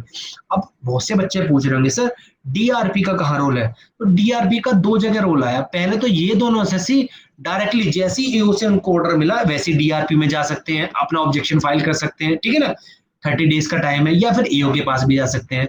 अब नंबर 5 पॉइंट पाया, in case where the objection are received by the DRP. अब मान लो एसएससी ने डीआरपी के पास चला गया, ठीक है ना, तो DRP shall issue the direction with in the period of 9 months। Direction जो इशू करेगा डीआरपी वो 9 महीने का समय लेगा डायरेक्शन इशू करने में। 9 महीने कहां से, जब से जो भी ड्राफ्ट ऑर्डर था, ठीक है ना, वो डीआरपी ने एसएससी को फॉरवर्ड किया होगा। रिपीट करूंगा, थोड़ा सा रिदम यहाँ पे टूट गया। मैंने क्या बोला, मैंने आपको बोला कि यहाँ पे एसएससी क्या है, एसएससी क्या है, 2 तरह के एसएससी वो डीआरपी में जा सकते हैं। डीआरपी में कब जाते हैं, जब एओ को लगता है कि एसएससी ने कुछ लॉसेस ज्यादा क्लेम किए हुए हैं या फिर उसने इनकम छुपाई हुई है, तो एओ क्या है, एओ बाउंड है टू फॉलो द प्रोसीजर। कौन सा प्रोसीजर, कि वो केस को रेफर कर देगा डिस्प्यूट रेजोल्यूशन पैनल में कि जी चेक करो, मेरे ख्याल से ये चीज हो रही है, तो प्लीज आप इस चीज को देखो। अब 2 चीजें होंगी, एसएससी या तो ऑब्जेक्शन का उसका जो भी नोटिस आया उसका रिप्लाई कर देगा विद इन 30 डेज में, नहीं करता तो एओ फाइनल ऑर्डर पास कर देगा उसी ड्राफ्ट ऑर्डर को बेस मानते हुए। अब दूसरा केस क्या है कि मान लो केस तो अब डीआरपी में गया हुआ है, ठीक है ना, एओ ने क्योंकि डीआरपी को सौंप दिया था। अब एसएससी या तो एओ को या फिर डायरेक्टली डीआरपी को 30 डेज के अंदर अंदर रिप्लाई कर सकता है, और रिप्लाई किया तो जो डीआरपी है, डिस्प्यूट रेजोल्यूशन पैनल जो है, वो डायरेक्शन को इशू करेगा 9 months के अंदर अंदर from the end of the month in which draft order forwarded to the assessee, ठीक है ना। जब से ड्राफ्ट ऑर्डर जो था एसएससी के पास गया हुआ था, उसके जो भी जिस महीने गया हुआ था उसके एंड से 9 महीने के अंदर अंदर।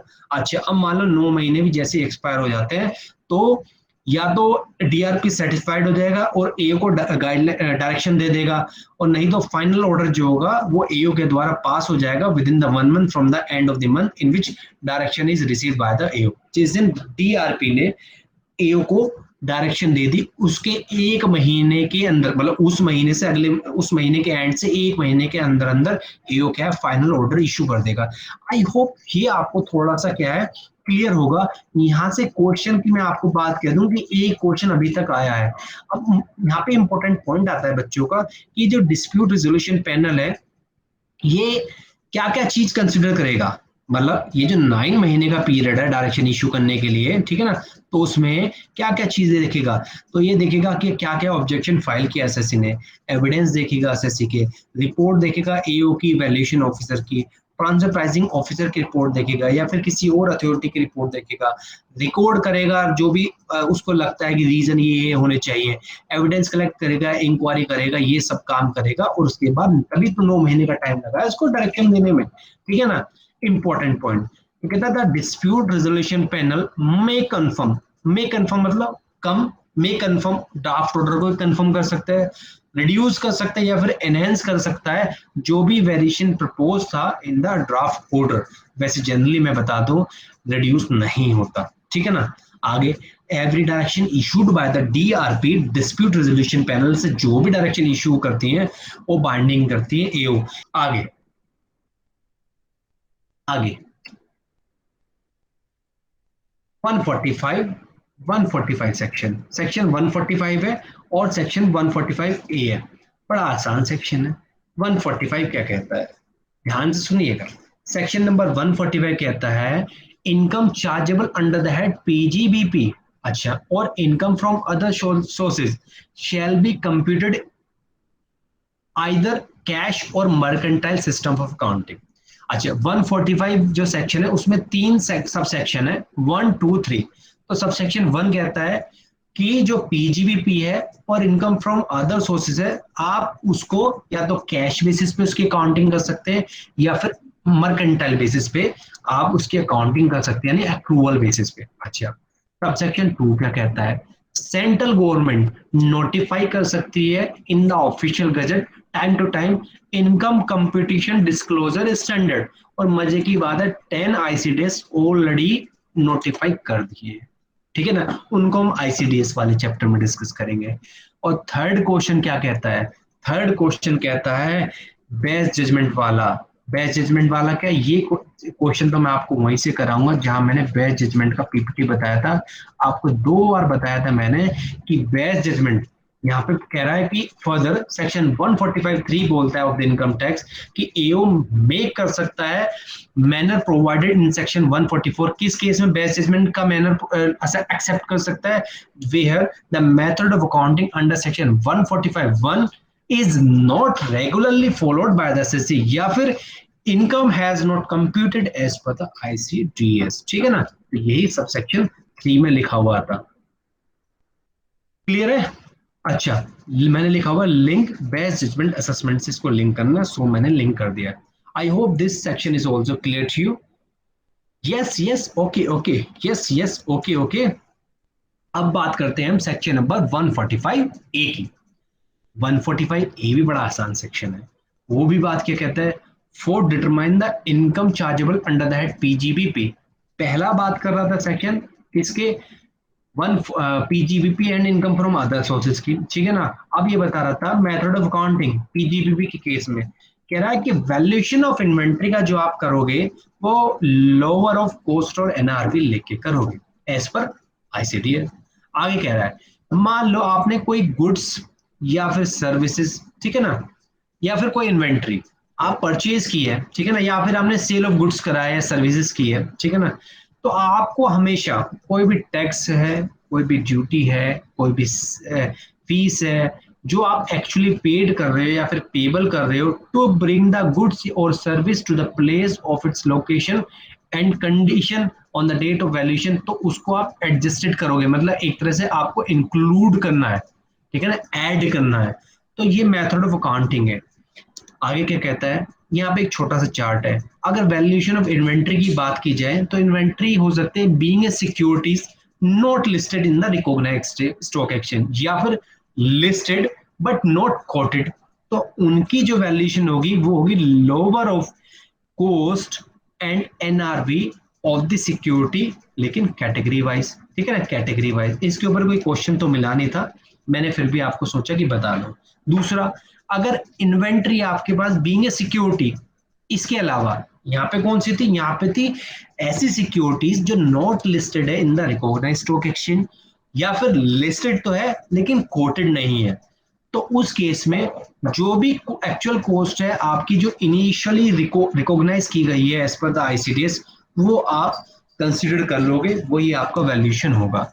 इसके अलावा अदर इन्वेंटरीज के केसेस में lower of the actual cost या फिर रियलाइजेबल वैल्यू। इसके ऊपर 145A के ऊपर या फिर 145 के ऊपर आपको अगर क्वेश्चन देखना है तो असेसमेंट में तो नहीं मिला था, मे बी आपको PGBP में मिल जाए, तो एक बार वहां से आप कर सकते हैं। अभी अभी अभी अभी मैं बताता हूँ 145B जो होता है, ये टैक्सेबिलिटी ऑफ सर्टेन इनकम। ये क्या कहता है, मान लो जो आपका इंटरेस्ट है, इंटरेस्ट किस पे, कंपनसेशन पे या फिर एनहांस कंपनसेशन में, shall be deemed to be income of the previous year in which it is received. हमें ये तो चीज पता ही है, आपको पता होगा कि कंपनसेशन के केस में जिस साल आपको इंटरेस्ट मिल जाता है, उस साल की ही वो क्या है, उस साल ही उसका क्या है टैक्सेबिलिटी आती है, उसी साल की वो इनकम मानी जाती है और वो इनकम फ्रॉम अदर सोर्सेज में जाके टैक्सेबल होती है। In the same way any claim for escalation of the price in a contract या फिर export incentive shall be deemed to be the income of the previous year in which reasonable certainty of the realization is achieved। और ये चीज income कहाँ की होती है, PGBP की इनकम होती है। इन द सेम वे ये कहता है the income referred in section 224 shall be deemed to be the income of the previous year in which it is received, यानी गवर्नमेंट ग्रांट जिस साल रिसीव होंगे उस साल की इनकम मानी जाएगी, ठीक है ना। If not charge to income tax in any earlier previous year. तो ये एक छोटा सा सेक्शन था 145B कि इस तरह की अगर इनकम आएंगी तो किस साल में टैक्सेबिलिटी होगी, ठीक है ना। तो ये है कि ऐसा क्वेश्चन आ सकता है कि एसएससी ने जिस साल उसको कंपनसेशन मिला उस साल उसने इनकम में कंसिडर ही नहीं करा, हो सकता है उससे पहले कर लिया, तो ये यहाँ पे असेसमेंट करने लगा, तो एसएससी को अपनी गलती यहाँ पे रेक्टिफाई करनी पड़ेगी। ये एक छोटा सा सेक्शन है। अभी मैं इंपॉर्टेंट सेक्शन पे आ जाता हूँ और फटाक से इसको कराता हूँ, उसके बाद मेरे पास 3 क्वेश्चन है, ठीक है ना। ये कहता है income escaping assessment. Income escaping assessment जो होता है वो तो होता है 147 सेक्शन में, लेकिन जो नोटिस इशू होता है वो होता है 148 सेक्शन में, ठीक है भाई। ये कहता है बिफोर मेकिंग असेसमेंट या फिर रीअसेसमेंट या फिर रिकम्प्यूटेशन अंडर सेक्शन 147 एओ क्या करता है, सर्व करता है नोटिस एसएससी को और उसको बोलता है requiring him to furnish a return within the specified time in the notice. उसको बोलता है कि भाई अपने रिटर्न भरो इस जो भी नोटिस में टाइम लिखा हुआ।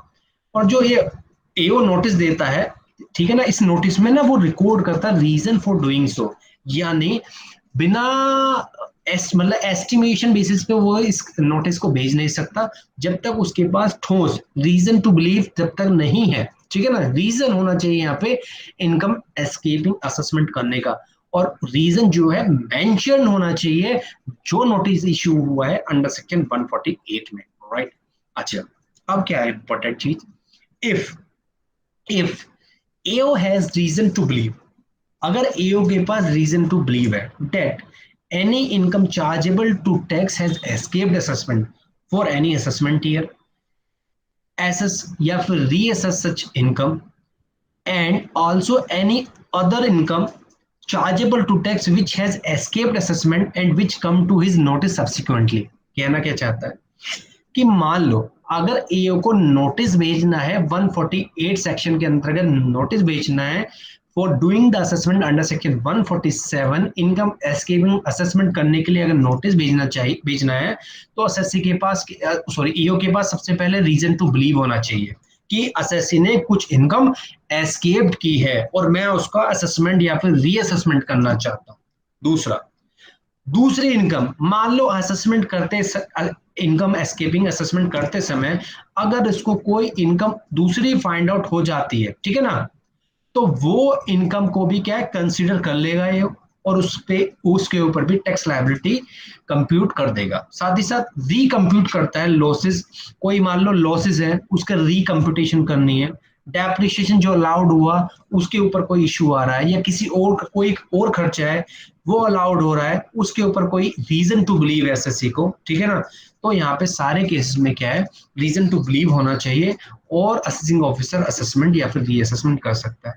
इंपॉर्टेंट क्या है यहाँ पे एक बात कह रही है note, assessing officer may assess या फिर reassess the income in respect of any issue which has escaped assessment and which comes to notice subsequently in the course of proceeding under section, even though reason for such issue does not part of the reason mentioned under section 148। ये कह रहा है कि मान लो आपका firstly reason to believe कुछ और था और बाद में जो आपने नोटिस इशू बाद में जो आप असेसमेंट करने लगे उसके बाद कोई इनकम और फाइंड आउट करी और उसका रीजन टू बिलीव कुछ और दूसरा था, तो उसमें ये नहीं है एसएससी ऐसा नहीं बोल सकता कि सर इसका रीजन टू बिलीव यही नहीं था, पहला रीजन टू बिलीव इनफ है, बीच में असेसमेंट में कोई और इनकम एस्केप मिलती है तो उसका भी असेसमेंट हो जाएगा। 1 मिनट के लिए मेरा लैपटॉप का ना चार्जिंग डाउन हो रहा है तो मैं एक बार चार्जिंग कनेक्ट करता हूँ, तो मेरे को 1 मिनट का समय दीजिएगा गाइस।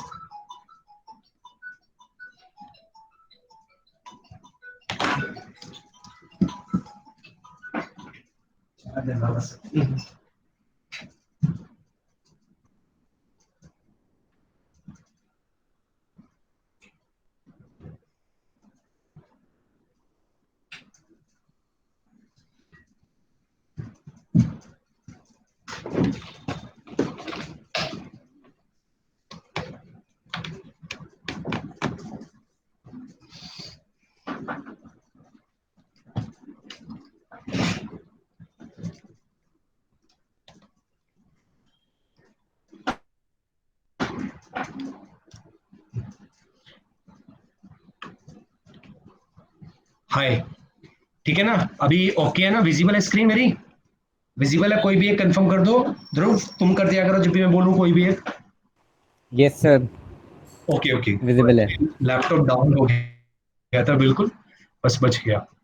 हाँ, तो मैंने क्या बताया? मैंने बताया कि एओ असेसमेंट या फिर रीअसेसमेंट कर सकता है अगर उसके पास रीजन टू बिलीव है, ठीक है ना? और साथ ही साथ मान लो उसके पास एक रीजन टू बिलीव था जिसके बेसिस पे उसने असेसमेंट करना स्टार्ट कर दिया, कोई इनकम और उसको मिल जाती है, स्किप्ड इनकम मिल जाती है एसएससी की, तो क्या है कि एसएससी फिर ये नहीं कह सकता चिल्ला के जी इस इनकम के रिगार्डिंग तो इसके पास रीजन टू बिलीव था ही नहीं, ऐसा नहीं है। वो बात उसका भी असेसमेंट कर सकता है। अब यहाँ पे इंपॉर्टेंट एक पॉइंट आता है कि यार ये जो टाइम लिमिट है ये क्या है? ये क्या है? 148 का जो नोटिस भेजने के टाइम लिमिट है ये क्या है? बड़े अच्छे अच्छे क्वेश्चन है। ये कहता है in case income in relation to any assets including the financial interest in any entity located outside India.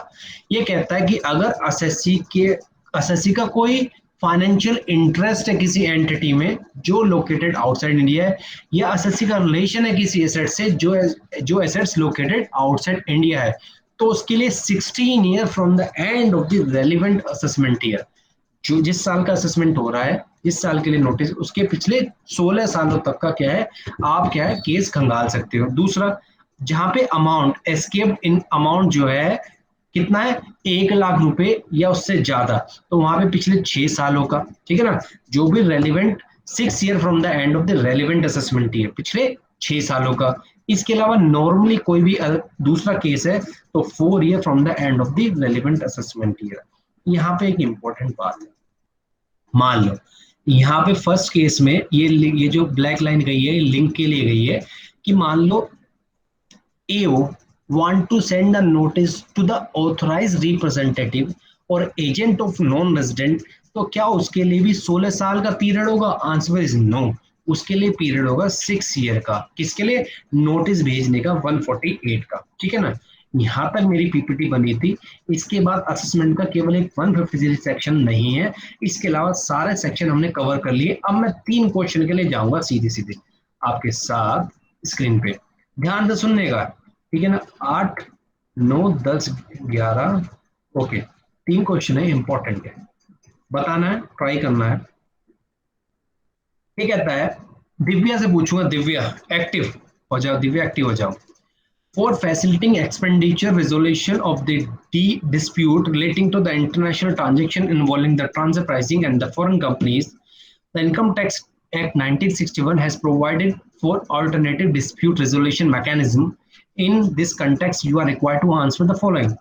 तो पहला क्वेश्चन है, what meaning have been assigned to DRP and eligible SSC under this mechanism? बताओ।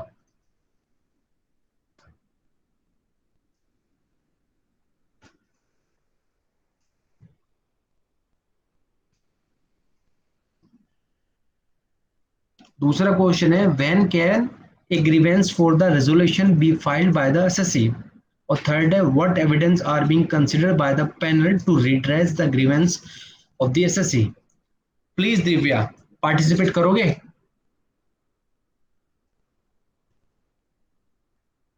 लग रहा है दिव्या का कुछ, दिव्या है भी या नहीं है दिव्या अवेलेबल है?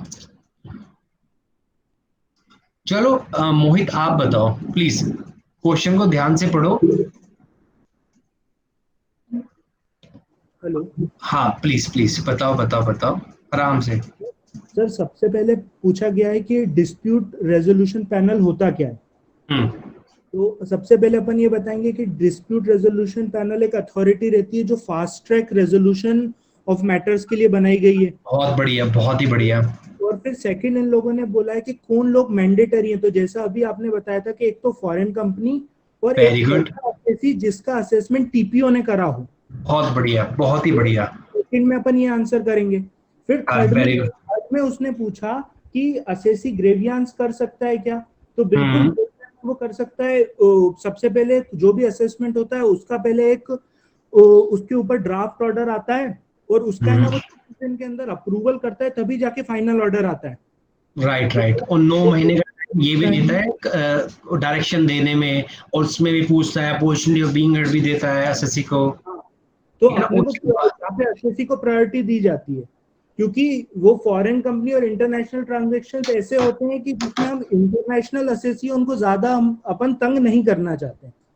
अब उसके बाद यहाँ पे बात आती है कि कौन कौन सी चीजें आप यूज कर सकते हैं। तो सबसे डायरेक्शन देने के लिए तो आप है ना ड्राफ्ट ऑर्डर जो हुआ था वो यूज कर सकते हैं।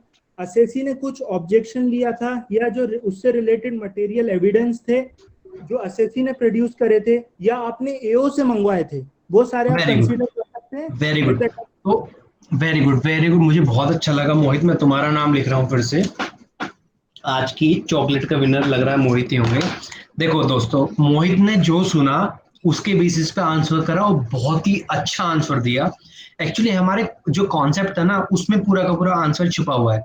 सबसे पहले जब भी जो डीआरपी है वो डायरेक्शन देता है किसके बेसिस पे, ड्राफ्ट ऑर्डर देखता है, ऑब्जेक्शन देखता है, एविडेंस देखता है, रिकॉर्ड देखता है, ठीक है ना, ये सारी इंक्वायरी करता है, ये सभी चीजें हैं एक तरह जो ये क्या करता है, डीआरपी क्या करता है, और redress the grievances to the assessee, ये सभी चीजें एविडेंस क्या कंसीडर करता है। दूसरा क्या इन्होंने बताया था सबसे पहले कि किस किस को जा सकता, तो एक तो फॉरेन कंपनी को जा सकता और एक इसके अलावा जो एसएससी जिनको टीपीओ का ऑर्डर इशू हो गया हो उनके लिए जा सकता है, ठीक है ना।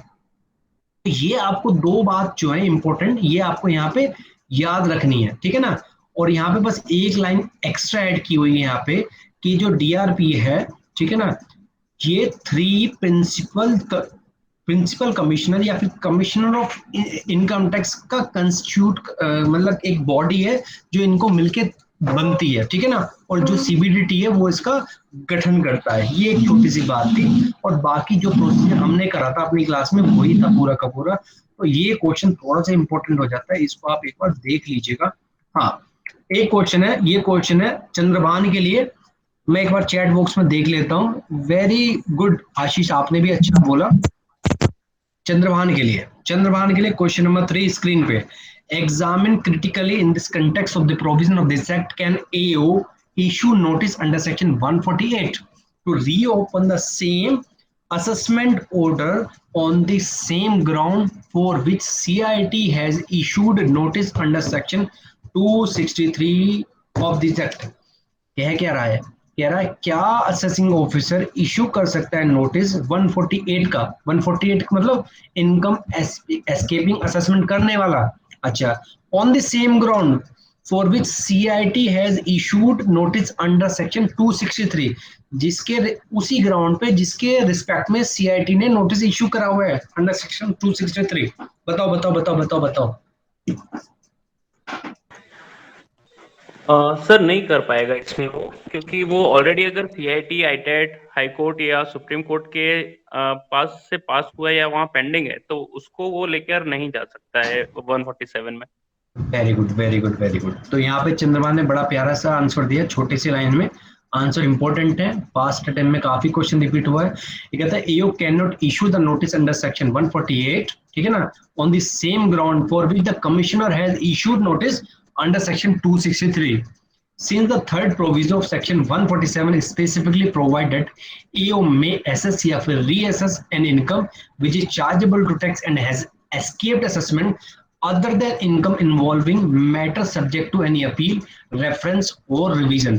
केवल other than, इन मैटर के अलावा ही AO क्या है 148 का नोटिस इशू कर सकता है, ठीक है ना।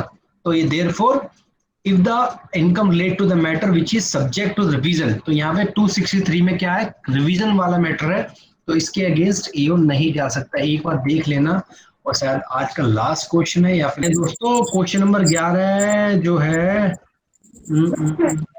ये कल ही डिस्कस करते हैं, ठीक है ठीक है गाइस, ये कल ही डिस्कस करते हैं क्वेश्चन को। हाँ बोलो Divya, please please please. Question answer वाली सीट सेंड कर दीजिएगा। क्वेश्चन आंसर वाली मैं सीट सेंड कर दूंगा आपको। इसके अलावा बताइए और कुछ। वैसे आज का अगर मैं आप देखो, सभी जो है मोहित हैं, आशीष हैं, चंद्रभान है, दिव्या है, आप सभी पता है क्या है, मेरी नजरों में आप सभी के अंदर जो पावर है, आज केवल वही पार्टिसिपेंट्स यहाँ पे अवेलेबल हैं, केवल ध्रुव को छोड़ दूं तो ध्रुव में तो है कि वो 50% मार्क्स लेके आएगा, लेकिन बाकी जितने भी हैं मुझे पक्का उम्मीद है कि आप 60% मार्क्स लेके आ सकते हो। ध्रुव और मेहनत करेगा तो वो भी ला सकता है, केवल आप ही मेरी क्लास अटेंड कर रहे हो। अगर मैं छोटा सा आपसे एक छोटा सा डिस्कशन करना चाहूँ कि जिस तरह मैं क्वेश्चंस भी कराता हूँ, पीपीटी भी पढ़ाता हूँ, तो क्लास मतलब क्लास इज इंटरेस्टिंग की वर्थफुल है या नहीं क्लास, क्योंकि आपने काफी और टीचर्स की भी ली होगी क्लास, ठीक है ना। हालांकि मेरा इट्स माय स्टार्ट है, थोड़ा आज पहला साल है टीचिंग का, 4 साल बाद 3 साल बाद हो सकता है मेरे अंदर भी काफी शेप आए, तो बिल्कुल खुल के ओपनली एज अ फ्रेंड, ठीक है ना, आपको बोलना, मैं 1 बाय 1 बोलूंगा। पहले उत्कर्ष दयाल कुछ भी को आपके मन में है कि अच्छा लगा, या सर थोड़ा थोड़ा यहाँ पे ये कर लो, या सर और ये चीजें ऐड कर सकते हो, या सर मैं आई एम हैप्पी, जो भी आपके मन में हो मेरे को बताओ प्लीज, एक मिनट के लिए। यस सर, ये सर काफ़ी अच्छा सेशन रहता है और इंटरेक्टिव रहता है, सबसे अच्छी बात ये है सर। मतलब क्वेश्चंस वगैरह पे वरना ध्यान नहीं जाता था, मतलब जैसे तो इस टाइम बहुत अच्छा लगता है मुझे। तो अभी 2 ही क्लास करी है मैंने, पर बहुत अच्छा है सर। ओके, चंद्रभान। सर मेरे लिए तो बहुत ज़्यादा बेनिफिशियल है। कारण ये है कि मुझसे खुद से तो पढ़ाई बिल्कुल नहीं होती है, लेकिन आप यहाँ आते हैं और हर दिन डिस्कस करते हैं, क्वेश्चन भी पूछते हैं, टास्क भी देते हैं, फिर एग्जाम भी लेते हैं, तो मेरे लिए तो बहुत फ्रूटफुल होता है आपका सेशन। मैं आपको पहले भी बोल चुका हूँ, बीच में आप अभी बीच में मतलब 1 महीने लगभग क्लास नहीं लिया था आपने, तो उस राइट, पूरा 1 महीने मेरी पढ़ाई नहीं हो पाई। अभी आपने चालू किया, अभी मैं फिर से वापस ट्रैक पे आ रहा हूँ। मेरे लिए बहुत बहुत बढ़िया, बेनिफिशियल है। बहुत बढ़िया। मोहित, हेलो। मोहित बोलो। हाँ सर, एक्चुअली मैंने जो ज्वाइन करा था उसका मेरा मेन पर्पस ये था कि मेरे से डीटी कंसोलिडेट नहीं हो रहा था, क्योंकि मुझे सारी चीजें पता तो थी, लेकिन वो एक तरह से जो कॉन्फिडेंस आता है वो ज्वाइन करने के बाद ही आया है मुझे, तो राइट, उस टर्म में बहुत बेनिफिट रहा है मुझे। Thank you. चलो आशीष, आशीष ने शायद चैटिंग में लिख दिया, अगर आप बोल सकते हो तो बोलो अनम्यूट करके। हाँ हाँ सर, मेरा मेन मोटिव था ज्वाइन करने का क्लास की, जैसे कि मैं प्रोविजन पढ़ लेता था, मगर क्या होता था कि वो बाद में रिकैप या फिर बाद में जो क्वेश्चंस होते हैं उस टाइम पे कैसे प्रेजेंट करना है वो चीज नहीं होता था। अगर खुद से लेके बैठता हूँ तो सम्स नहीं कर पाता हूँ, जैसे समझ प्रोविजन गया, सारे याद होते हैं। मतलब मेरा मेन प्रैक्टिकल थोड़ा वीक है, तो तो अभी इसीलिए प्रैक्टिकल मेरे, हो रहा है। हाँ प्रैक्टिकल हो रहा है, मगर जैसे कि ये अभी तो असेसमेंट प्रोसीजर थ्योरी वाला चैप्टर है, तो इसीलिए मेरे को ज्यादा अच्छा लग रहा है, क्योंकि ये ओ, मेरा थोड़ा क्या है कि मतलब आप बोल सकते हैं कि कोर एरिया है। जैसे ही प्रैक्टिकल जाएंगे तो थोड़ा सा मैं डगमगाने लगता हूँ, वहां पे थोड़ा सा नहीं वो नहीं, रहता है। कोई दिक्कत नहीं, कोई दिक्कत नहीं, जिस तरह और एफिशिएंसी से हम ये कर रहे हैं उसी तरह पीजीबीपी कैपिटल गेन भी करेंगे। कैपिटल गेन के भी नोट्स मेरे रेडी हैं, मतलब 80% रेडी हैं, और मैं क्वेश्चंस कराऊंगा तकरीबन 25 उससे, और 25 क्वेश्चंस काफी इंपॉर्टेंट होंगे। दिव्या। सर बहुत अच्छा लगता है क्लास में। सर अरे तो बच्चे डाउट्स पूछते हैं तो उससे कुछ हमें भी क्लियर होता है, मीन्स न्यू न्यू चीजें पता चलती है। और सर ऐसे जैसे जब मुझसे कोई क्वेश्चन पूछा और यदि वो मुझसे नहीं बना तो फिर वो मुझे और अच्छे से रिकॉल रहता है कि हाँ मैंने ये मिस्टेक की थी, तो फिर अब नेक्स्ट टाइम ना हो। Thank you, thank you, thank you. Dhruv. ये सर सबसे अच्छी चीज लगती है सर, जो भी प्रोविजन है सबके लिए कि क्वेश्चन मतलब उससे लिंक हो जाता है, तो वो प्रोविजन याद रहने में आसानी हो जाती है। थैंक यू यार, थैंक यू। तुमसे तो वैसे मैं बात ऑलरेडी कर चुका हूँ, ठीक है ना। चलो दोस्तों, आज हम यहीं पे कंक्लूड करेंगे, और आपकी जो रिस्पॉन्स है जो आपने बताया, ये दिल से मैं याद रखूंगा, बहुत ही अच्छी जरूरी है मेरे को। और स्टार्टिंग है, देखो गलतियां सबसे होती हैं और आपसे भी होती होंगी, पर मैं आपको एक बात बता रहा हूँ कि जितनी मेहनत आप आज कर लोगे ना, उतनी मेहनत आपसे कल नहीं होगी, ये बात ध्यान रखना। कभी भी कोई काम आपको कल के लिए पेंडिंग नहीं छोड़ना है, हमेशा आज के लिए पेंडिंग छोड़ना है, कि मेरे को आज ये करना है। जैसे अभी बजे हैं 9:30, अगर आपका मन है कि आपके पास कोई टास्क बनाया हुआ है, जैसे अभी आपका डायरेक्ट टेक्स्ट का टेस्ट होने वाला है, तो हो सकता है आप चाहें तो आज रात को सोने से पहले तकरीबन उसमें से 50% चैप्टर्स का एक बार क्विक रिवीजन कर सकते हैं, क्योंकि आपने आज में बिलीव किया है। तो मैं ये बता रहा हूँ, ये चार्टर्ड अकाउंटेंट की डिग्री है, बहुत बड़ी डिग्री है। जितना झोंकना है अपने आप को झोंक दो। और सच्ची ध्रुव पे मेरे को कभी कभी डाउट ऐसा होता है कि कभी तो ये बहुत अच्छा परफॉर्म करता है, लेकिन जब इसके ये लिखता है ना क्या कहते हैं क्वेश्चंस को, तो ये up to the mark answer नहीं दे पाता, इसलिए मुझे डाउटफुल है कि ये 60% ला भी पाएगा या नहीं ला पाएगा। लेकिन दिव्या का मैंने आंसर देखा है, चंद्रभान का मैंने आंसर देखा है, मोहित का मैंने देखा है आंसर, अभी आशीष का नहीं देखा, लेकिन आशीष का जो मैं चैटिंग पढ़ता हूँ वेरी गुड। लेकिन आशीष ने भी बताया कि प्रैक्टिकल बहुत वीक है, तो मैं समझ में आ गया कि आशीष को प्रैक्टिकल पे ज्यादा ध्यान देना, जैसे पीजीबीपी, कैपिटल गेन यानी कैलकुलेशन वाले क्वेश्चंस पे। और तकरीबन 100 से 200 क्वेश्चन आपके ऐसे होने चाहिए डायरेक्ट टेक्स्ट में जो आपके टिप्सों पे हो। अगर आप बीबी सर का क्वेश्चन बैंक कर रहे हो ना, तो 4 बार कर लो, 4 बार। और किसी का क्वेश्चन बैंक तो मैं रिकमेंड नहीं करूंगा क्योंकि क्वेश्चन बहुत ज्यादा होते हैं, लेकिन बीबी सर के क्वेश्चन बैंक में काफी लिमिटेड क्वेश्चन है और बहुत ही अच्छे वर्थफुल क्वेश्चंस है। या फिर आईसीए के क्वेश्चन करो, क्योंकि एग्जाम में जनरली कहीं और से क्वेश्चन नहीं आता, वो क्वेश्चन नया देते हैं, जनरली पीजीबीपी का नया देते हैं, वो जो रिपीट करते हैं या तो कैपिटल गेन रिपीट करते हैं या क्वेश्चन नंबर 7 रिपीट कर लेते हैं। इसके अलावा एक क्वेश्चन अमेंडमेंट में से दे देते हैं और बाकी सारे क्वेश्चन नए ड्राफ्ट करते हैं, क्योंकि टैक्स ना, इंडियन टैक्स सिस्टम एक सबसे बड़ा मतलब सबसे मेजर एरिया है जो सबसे ज्यादा एम्प्लॉयमेंट क्रिएट किया हुआ है, इकोनॉमी के लिए रेलिवेंट है।